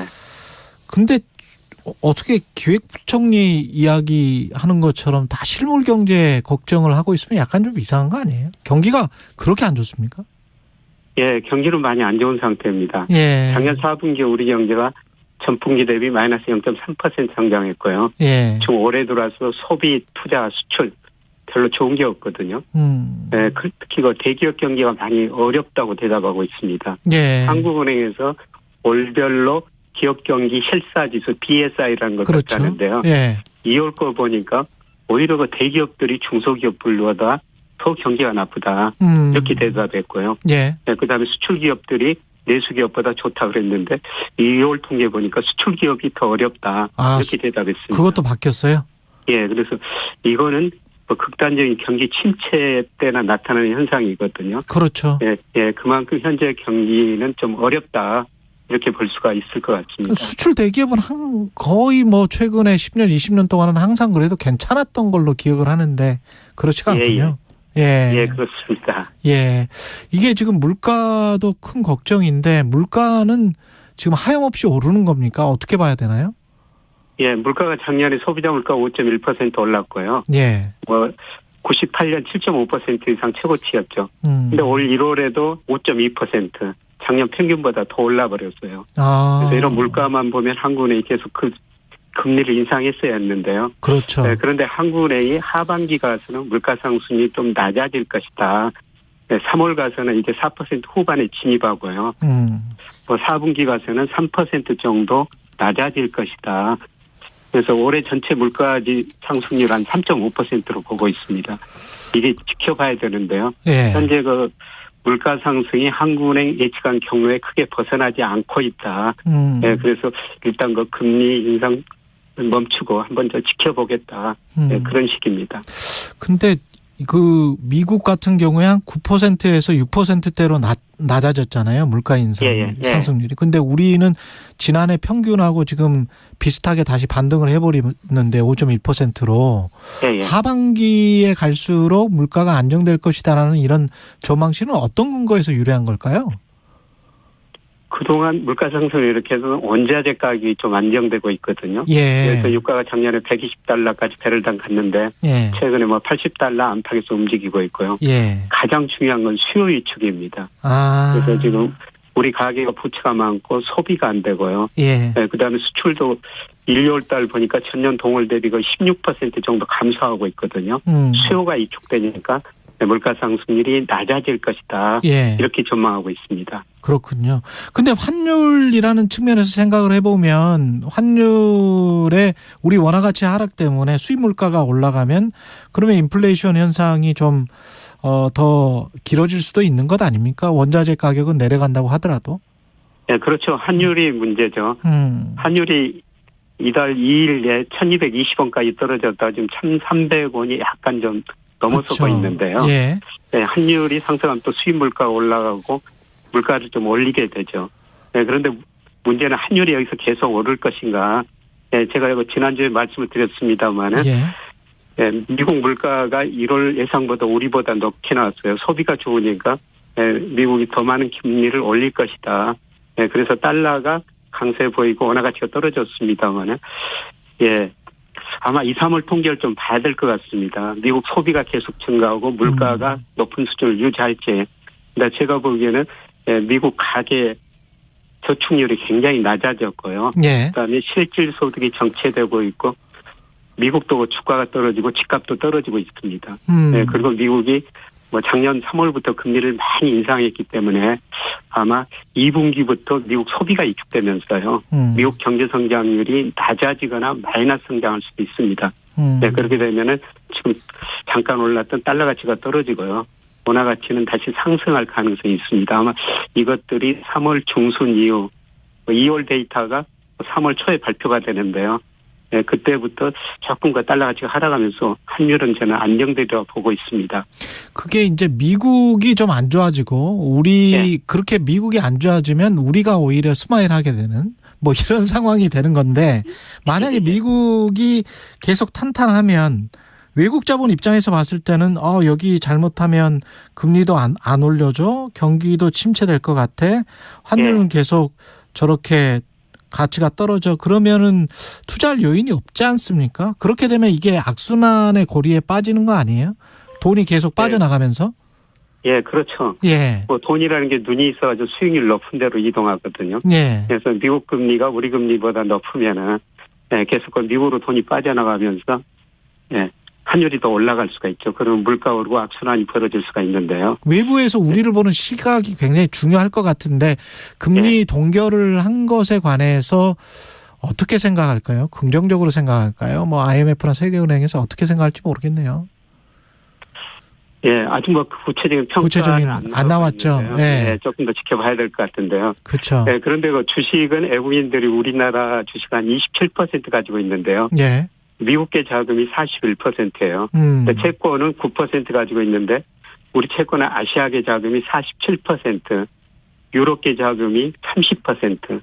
채권은 미국이 우리 채권을 거의 가지고 있지 않습니다. 네. 그래서 중국이 많이 가지고 있죠. 예, 중국이 많이 가지고 있는데요. 예. 구체적으로 그 금융감독원에서 국가별로는 발표 안 해요. 안 하죠. 예. 주식은 국가별로 발표하는데요. 채권은 좀 국가별로 발표했으면 좋겠습니다만은 국가별로 발표를 안 하거든요. 아마 중국이 많이 가지고 있을 겁니다. 근데 현재 우리 금리가 중국보다 높고 일본보다 높기 때문에 채권 시장에서는 1월 달에는 많이 빠져나갔는데요. 앞으로 그렇게 많이 빠져나갈 것 같지는 않습니다. 미래에 1, 2년 후에 지금 당장은 괜찮을 것 같기는 한데 지금 보유 외채가 한 4천억 불 되는데 그게 조금씩 낮아지고 있잖아요. 예. 단기 외채는 한 2천억 불 되고 한 달에 무역 적자가 잘못하면 뭐 한 100억 불 정도 된다면 1년에 1,200억 불이라는 이야기잖아요. 그럼 경상수지가 아무리 흑자가 난다고 하더라도 이 어떤 시그널이 외국인들한테 비춰질 때 이게 어떻게 보일지 모르겠어요. 그래서 하반기 때 그 금리를 뭐 어쩔 수 없어서 올려야 되는 상황으로 갈 수도 있습니까? 어떻게 보세요? 계속 이렇게 동결구 기조를 유지할까요? 경기 때문에? 예. 우선 저 금리는 그동안 계속 인상했는데 앞으로 올리더라도 아마 한 차례 정도 그칠 거라고 보고 있고요. 물론 우리 저 무역수지 1, 2월 달에 적자 지금 많이 나오고 있죠. 아마 경상수지도 1, 2월 달에 적자 날 거예요. 경상수지까지? 예. 그런데 연간으로 보면은 한국은행이 지난주에 경제 전망하면서 발표했는데 올해 경상수지 적자가 260억 달러 정도 흑자를 보고 있거든요. 예. 하반기에 300억 달러 이상 흑자 날 거라는 겁니다. 그 경상수지 흑자가 나는 주로 이유는요. 무역 수지는 적자지만은 우리가 그동안 경상수지가 98년부터 흑자 계속 나가지고요. 그 돈 가지고 해외 주식 채권 투자했어요. 그랬죠. 그러다 보니까 이자도 들어오고 배당도 들어온다는 겁니다. 그래서 작년에 투자 소득 수지, 이자 배당 소득 수지가 238억 달러 흑자 났는데요. 올해도 200억 달러 흑자 날 가능성이 있기 때문에 투자 소득, 이자 소득, 배당 소득이 계속 들어오기 때문에 아마 연간으로는 경상수지는 흑자 날 것 같습니다. 그나마 다행인데 이게 이 어떻게 보면 선진국병에 걸린 거 아닌가 그런 생각도 들고요. 왜냐하면 제조업 쪽이나 수출 쪽이 낮아지면서 금융 쪽 그 기존의 자본 가지고 이제 돈을 버는 그런 방식이 올해 물론 미국이나 일본 같은 큰 나라들은 이게 가능한데 우리도 가능합니까? 그렇게 계속 버티는 게? 그만큼 이제 우리가 금융 자본 축적이 돼 있나요? 예. 뭐 작년부터 우리가 그 해외 주식을 외국인이 가지고 있는 것보다 우리가 가지고 있는 게 더 많아졌어요. 아, 그렇죠. 예, 그래서 국민연금들 이런 거 연기금이 서학개미도 있었고 해외 주식을 많이 운용하고 있는데 정말 운용을 잘해야 되거든요. 그동안 우리가 경상수지 흑자 어렵게 그냥 무역으로 땀 흘려 그 기업들이 수출해서 번 돈으로 뭐 금융연기금들 여러 가지 그 연기금들이 해외 주식 투자 많이 하고 있거든요. 그렇죠. 네, 그래서 이 수익률을 얼마나 높여야 되느냐, 높이는가. 국민연금은 또 마이너스 났단 말이에요, 지난번에. 예, 작년에는 마이너스 났는데요. 예. 예, 그런데 그 지난 그 21년 좀 평균 보면은 6%가 그렇죠. 좀 넘어요, 연평균으로는. 예. 알겠습니다. 그 부채 이야기를 안 할 수가 없는데 지금 정부가 사실 걱정하는 것도 자산 가격이 하락하고 부채가 너무 많은 상황에서 금리를 계속 올려버리면 그 한은도 걱정이 그건 거죠. 결국은 그러면 이제 그렇죠. 그러면 연쇄 도산이나 뭐 이런 게 발생할 수가 있고 경제에 큰 충격을 줄 수 있기 때문에 어쩔 수 없이 동결하는 거 아닙니까 지금? 예, 맞습니다. 예. 우리 기업 부채가 지금 외환위기 전보다 더 높아졌고요. 예. 특히 가계부채가 97년에 50%였는데 GDP 대비 뭐 작년에 그 100%가 넘어섰거든요. 그래서 우리 기업 부채, 가계부채가 높으니까 이런 상황에서 금리가 올리면은 사실 기업도 어려워지고 가계도 더 어려워지는 것이죠. 네, 그래서 이런 걸 고려해가지고 금리 정책도 좀 펼치는 것 같은데요. 네, 가계부채가 많은 건 사실인데요. 네, 그런데 그 대부채 쪽에서는 그래도 우리가 양호해요. 네, 우리가 작년 말 그 순대 금융자산이 7,466억 달러 정도 되거든요. 그러니까 대금융자산이 대금융부채보다 그렇죠. 7,500억 달러 정도 많다는 겁니다. 그리고 우리가 그 단기예채가 너무 많지 않느냐 이런 이야기도 나오고 있습니다만은 대채무 중에서 단기예채 차지하는 비중이 작년 말에 25%입니다. 그래서 2020년에 29%, 2021년 말에 26%였습니다만은 우리가 국내 부분은 상당히 부실해요. 가계 기업 부채 많은데. 그렇죠. 네, 대부분은 그래도 상대적으로 건전하다는 겁니다. 그 대부분이라는 게 사실은 이제 정부는 그렇게 이제 자산, 그 다음에 정부나 뭐 기금이나 뭐 이쪽은 자산을 좀 많이 쌓아놔서 괜찮다는 건데 가계나 중소기업이나 거기다 이제 수출 대기업까지 그렇게 BSI가 힘들다고 나오면 국내 경제 부분이 상당히 좀 괴롭겠습니다. 그런 상황이 얼마나 지속될 거라고 보십니까? 가장 큰 문제는 우리 잠재 성장이 구조적으로 하락하고 있다는 겁니다.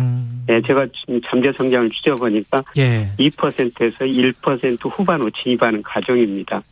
그래서 주로 인구가 감소하고 있고 우리 기업들이 자본수당 많이 축적해냈기 때문에 투자 많이 안 할 거고요. 가장 중요한 게 우리 잠재 성장이 올라가려면 총 요소 생산성 이게 개선돼야 되는데요. 이게 계속 낮아지고 정체되고 있거든요. 그래서 우리 잠재 성장률이 세계 평균보다 지금 낮아지고 있습니다만은 앞으로 10년 후에는 우리 잠재 성장률이 미국보다도 낮아질 수가 있다는 겁니다. 10년 후에는? 이게 우리 경제의 가장 큰 문제죠. 그러니까 국내 기업들도 국내 투자를 하고 싶어도 잠재 성장률이 낮아지고 있기 때문에 잠재 성장률이 높은 다른 개도국 쪽으로 갈 수밖에 없다. 뭐 이렇게 되는 거군요, 지금. 예, 그렇습니다. 그동안 우리 기업들이 중국으로 많이 갔는데요.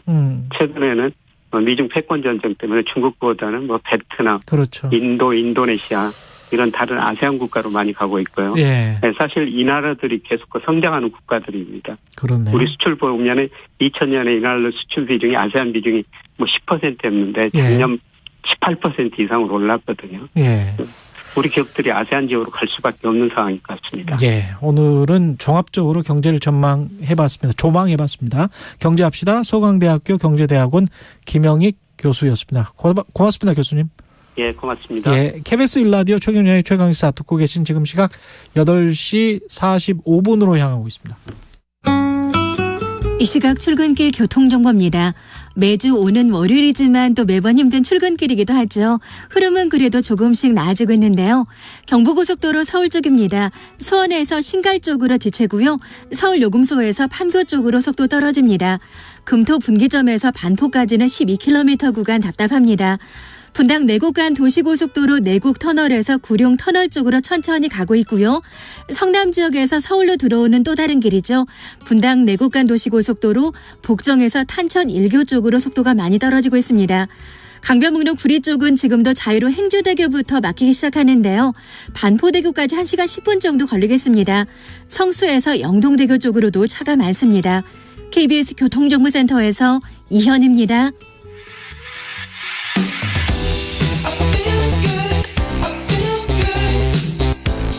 세상에 이익이 되는 방송 최경영의 최강시사. 네, 일부에서 짚어드렸던 정순신 변호사의 아들 정모군 학교 폭력 사건으로 강제 전학 처분 받았는데도 지난 2020년에 서울대학교에 진학했습니다.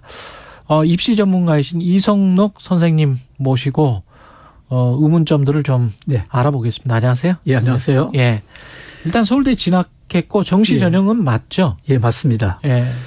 이 학생 같은 경우는 지금 학생을 선발할 때 예전에는 선발하는 방식들이 한 줄 세우기였잖아요. 예. 예, 한 줄로 세워놓고 그 중에서 석차 순에 따라서 이제 선발을 했었다면, 그랬죠. 최근에 이제 선발 방식은 다양한 줄을 세워놓고 그 중에서 우수한 학생들을 각각의 트랙에서 선발하는 이런 특징들이 있습니다. 예. 뭐 예를 들면 수시모집에서 학생부 교과 전형 같은 경우는 내신 성적 중심으로 해서 선발하는 전형이고, 네.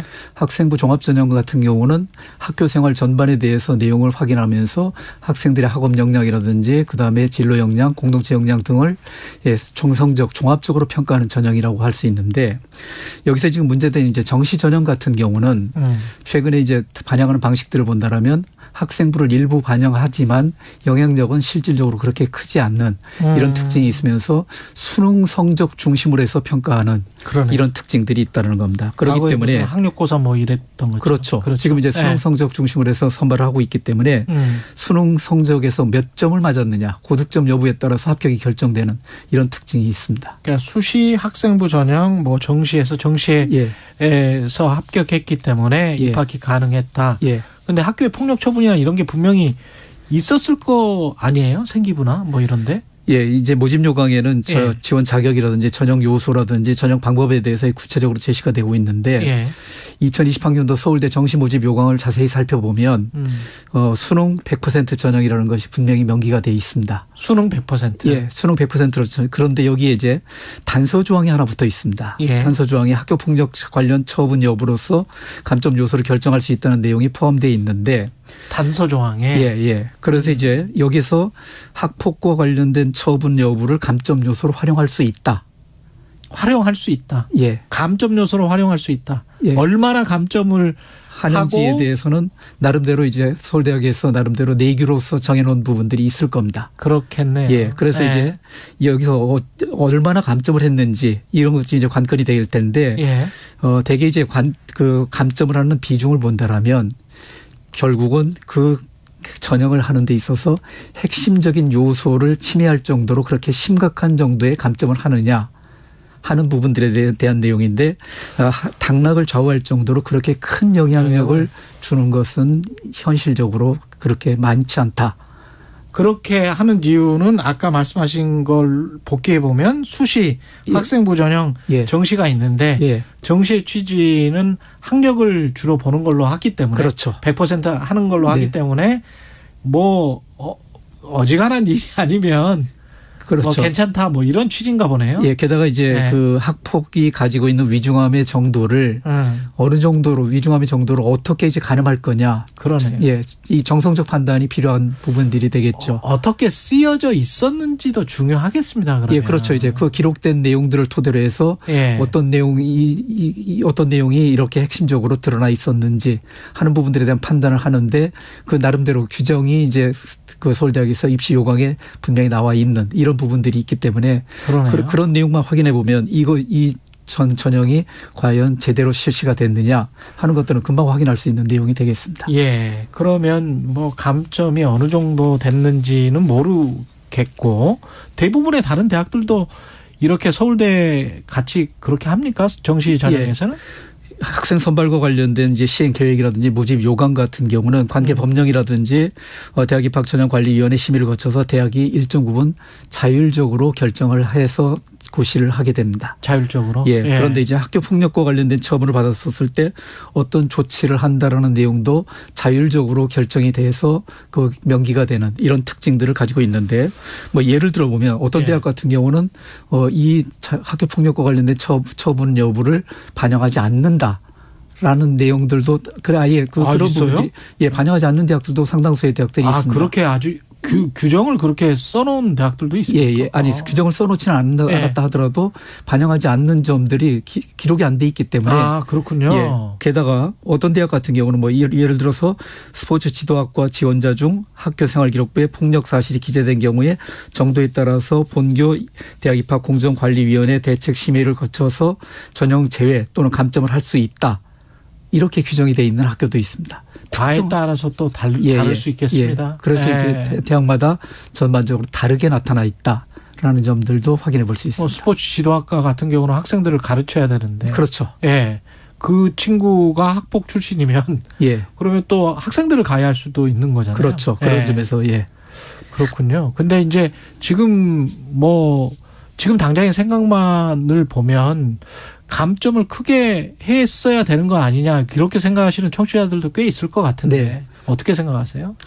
뭐 저는 개인적으로 어느 정도 타당한 의견이라고 생각이 됩니다. 왜냐하면 이 학교 폭력이 가지고 있는 문제의 심각성 이런 것들도 교육적 의도를 따져봤었을 때 상당히 많은 문제점들을 내포하고 있기 때문에 학생이 우수한 학생을 선발하는 데 있어서 우수 학생이라는 이런 관점에서도 살펴본다라면 문제가 있을 소지도 충분히 있다라는 점들도 확인해 볼 수 있습니다. 그런데 실제 학폭을 통해서 이런 처분을 받은 학생들이 그 이후에 충분히 반성하고 개과천선한 경우도 나타날 수 있다라는 겁니다. 이런 측면들도 살펴본다면 그 학생들의 원죄로서 그냥 낙인을 찍어서 아예 근본적으로 대학 입학을 막아버리는 이런 것들도 나름대로 또 문제가 있을 수 있다. 교육적으로는 그런 생각을 할 수 있겠습니다. 그런 점들도 나름대로 의견도 존재하기 때문에 결국 이제 다양한 측면에서 트랙을 통해서 학생들을 선발하고 있는 특징들을 대학 입시의 특징들을 염두에 둔다라면 나름대로 그런 학생들에게도 기회를 주는 트랙도 있어야 되는 것이 아니냐라는 측면들과 관련해서 이제 뭐 정시 모집 같은 경우에 있어서는 그런 요소를 상대적으로 이제 반영하지 않는 이런 대학들도 나타나고 있다. 선생님 말씀하신 대로 학폭의 내용이 중요할 것 같은데 다른 나라 같은 경우에 특히 인종차별이 심했던 미국 같은 나라 같은 경우는 혐오 발언을 하면 아예 퇴학이거든요. 퇴학이에요, 그냥. 퇴학인데 한국 같은 경우는 이 친구 같은 경우도 사실은 혐오 발언이 있었잖아요. 그러면 이게 무슨 생각의 자유는 존중한다고 하더라도 이걸 혐오 발언을 이렇게 지속적으로 했다면 이거는 좀 우리가 너무 말랑말랑한 거 아니에요? 그런 거. 그러니까 우리 사회가 지금까지 학교 폭력에 대해서 나름대로 좀 관대했던 이런 측면들도 가지고 있었던 이런 점들도 엿볼 수 있는 특징이 아닌가라는 생각이 듭니다. 그러네요. 그런 측면에서 이제 학교 폭력과 관련해서 저는 개인적으로는 이 폭력 처분 여부에 대해서 실제 엄격하게 입시에서도 나름대로 반영할 수 있는 특징들이 있었으면 좋겠다라는 점들도 반영을 했어. 그러니까요. 내용이 얼마나 자세히 기재되어 있을까 이것도 좀 의심스러운데 생기부에 페르시안 트리플님이라고 청취자분 중에 생기부에는 정성적인 내용 기재되지 않고 맞습니다. 어떤 조치가 내려졌는지만 기재된다.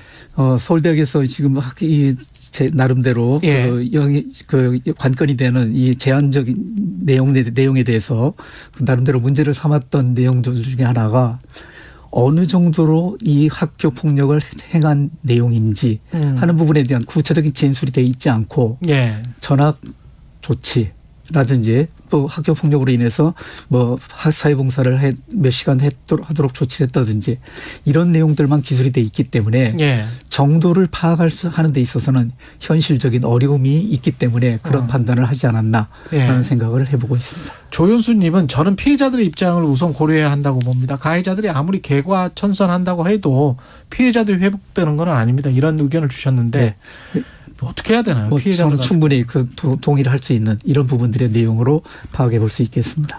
사실은 피해자들 같은 경우는 그런 이유 때문에 극단적인 선택도 하고 학업이 제대로 진행이 안 됐을 거란 말이죠. 그런 것뿐만 아니라 실제 이 인간적인 측면에서도 생각을 해본다면 이 사람들이 받은 그 피해자들이 받는 고통을 말할 나위 없는 큰 고통을 겪고 있는 모습들을 엿볼 수 있습니다. 이런 식으로 이렇게 질질 끌어가지고 어떻게든 자기 자식을 가해자인 자식을 뭐 이렇게 법적으로 빠져나갈 수 있도록 하는 이런 게 일반화됐다는데 그것도 사실입니까? 실제 학교 폭력과 관련된 처분 결과가 학교 생활 기록부에 남아 있는 내용들도 미루어 본다라면 이 남아 있는 내용들의 기록이 실제적으로 뭐 예를 들어서 출결 사항이라든지 그 또 학적 인적 사항과 관련된 특이 사항에서 제시된 내용들이 2년만 지나고 나면 이것들이 기록이 또 삭제되도록 돼 있습니다. 2년만 지나면 나름대로 여러 가지 그 법적으로 장치를 통해서 빠져나갈 수 있는 이런 요소들도 나름대로 많이 내포를 하고 있습니다. 정성적인 것도 없고 그런 측면에서 이제 학생부 종합전형에서는 학교 생활 전반에 대해서 내용을 살펴보면서 이 학생이 학교 폭력과 관련된 처분을 받았었을 때 나타날 수 있는 여러 가지 인성적 측면들과 관련된 역량을 따져볼 때 문제점으로서 이제 거기에서 감점을 할 수 있는 이런 요소들도 가지고 있는 전형도 있습니다. 그런 거를 좀 강화해야 되지 않나 그런 생각이 드네요. 지금까지 입시 전문가 이성록 선생님이었습니다. 고맙습니다. 고맙습니다. 2월 27일 월요일 KBS 1라디오 최경령의 최강 시사였습니다. 고맙습니다.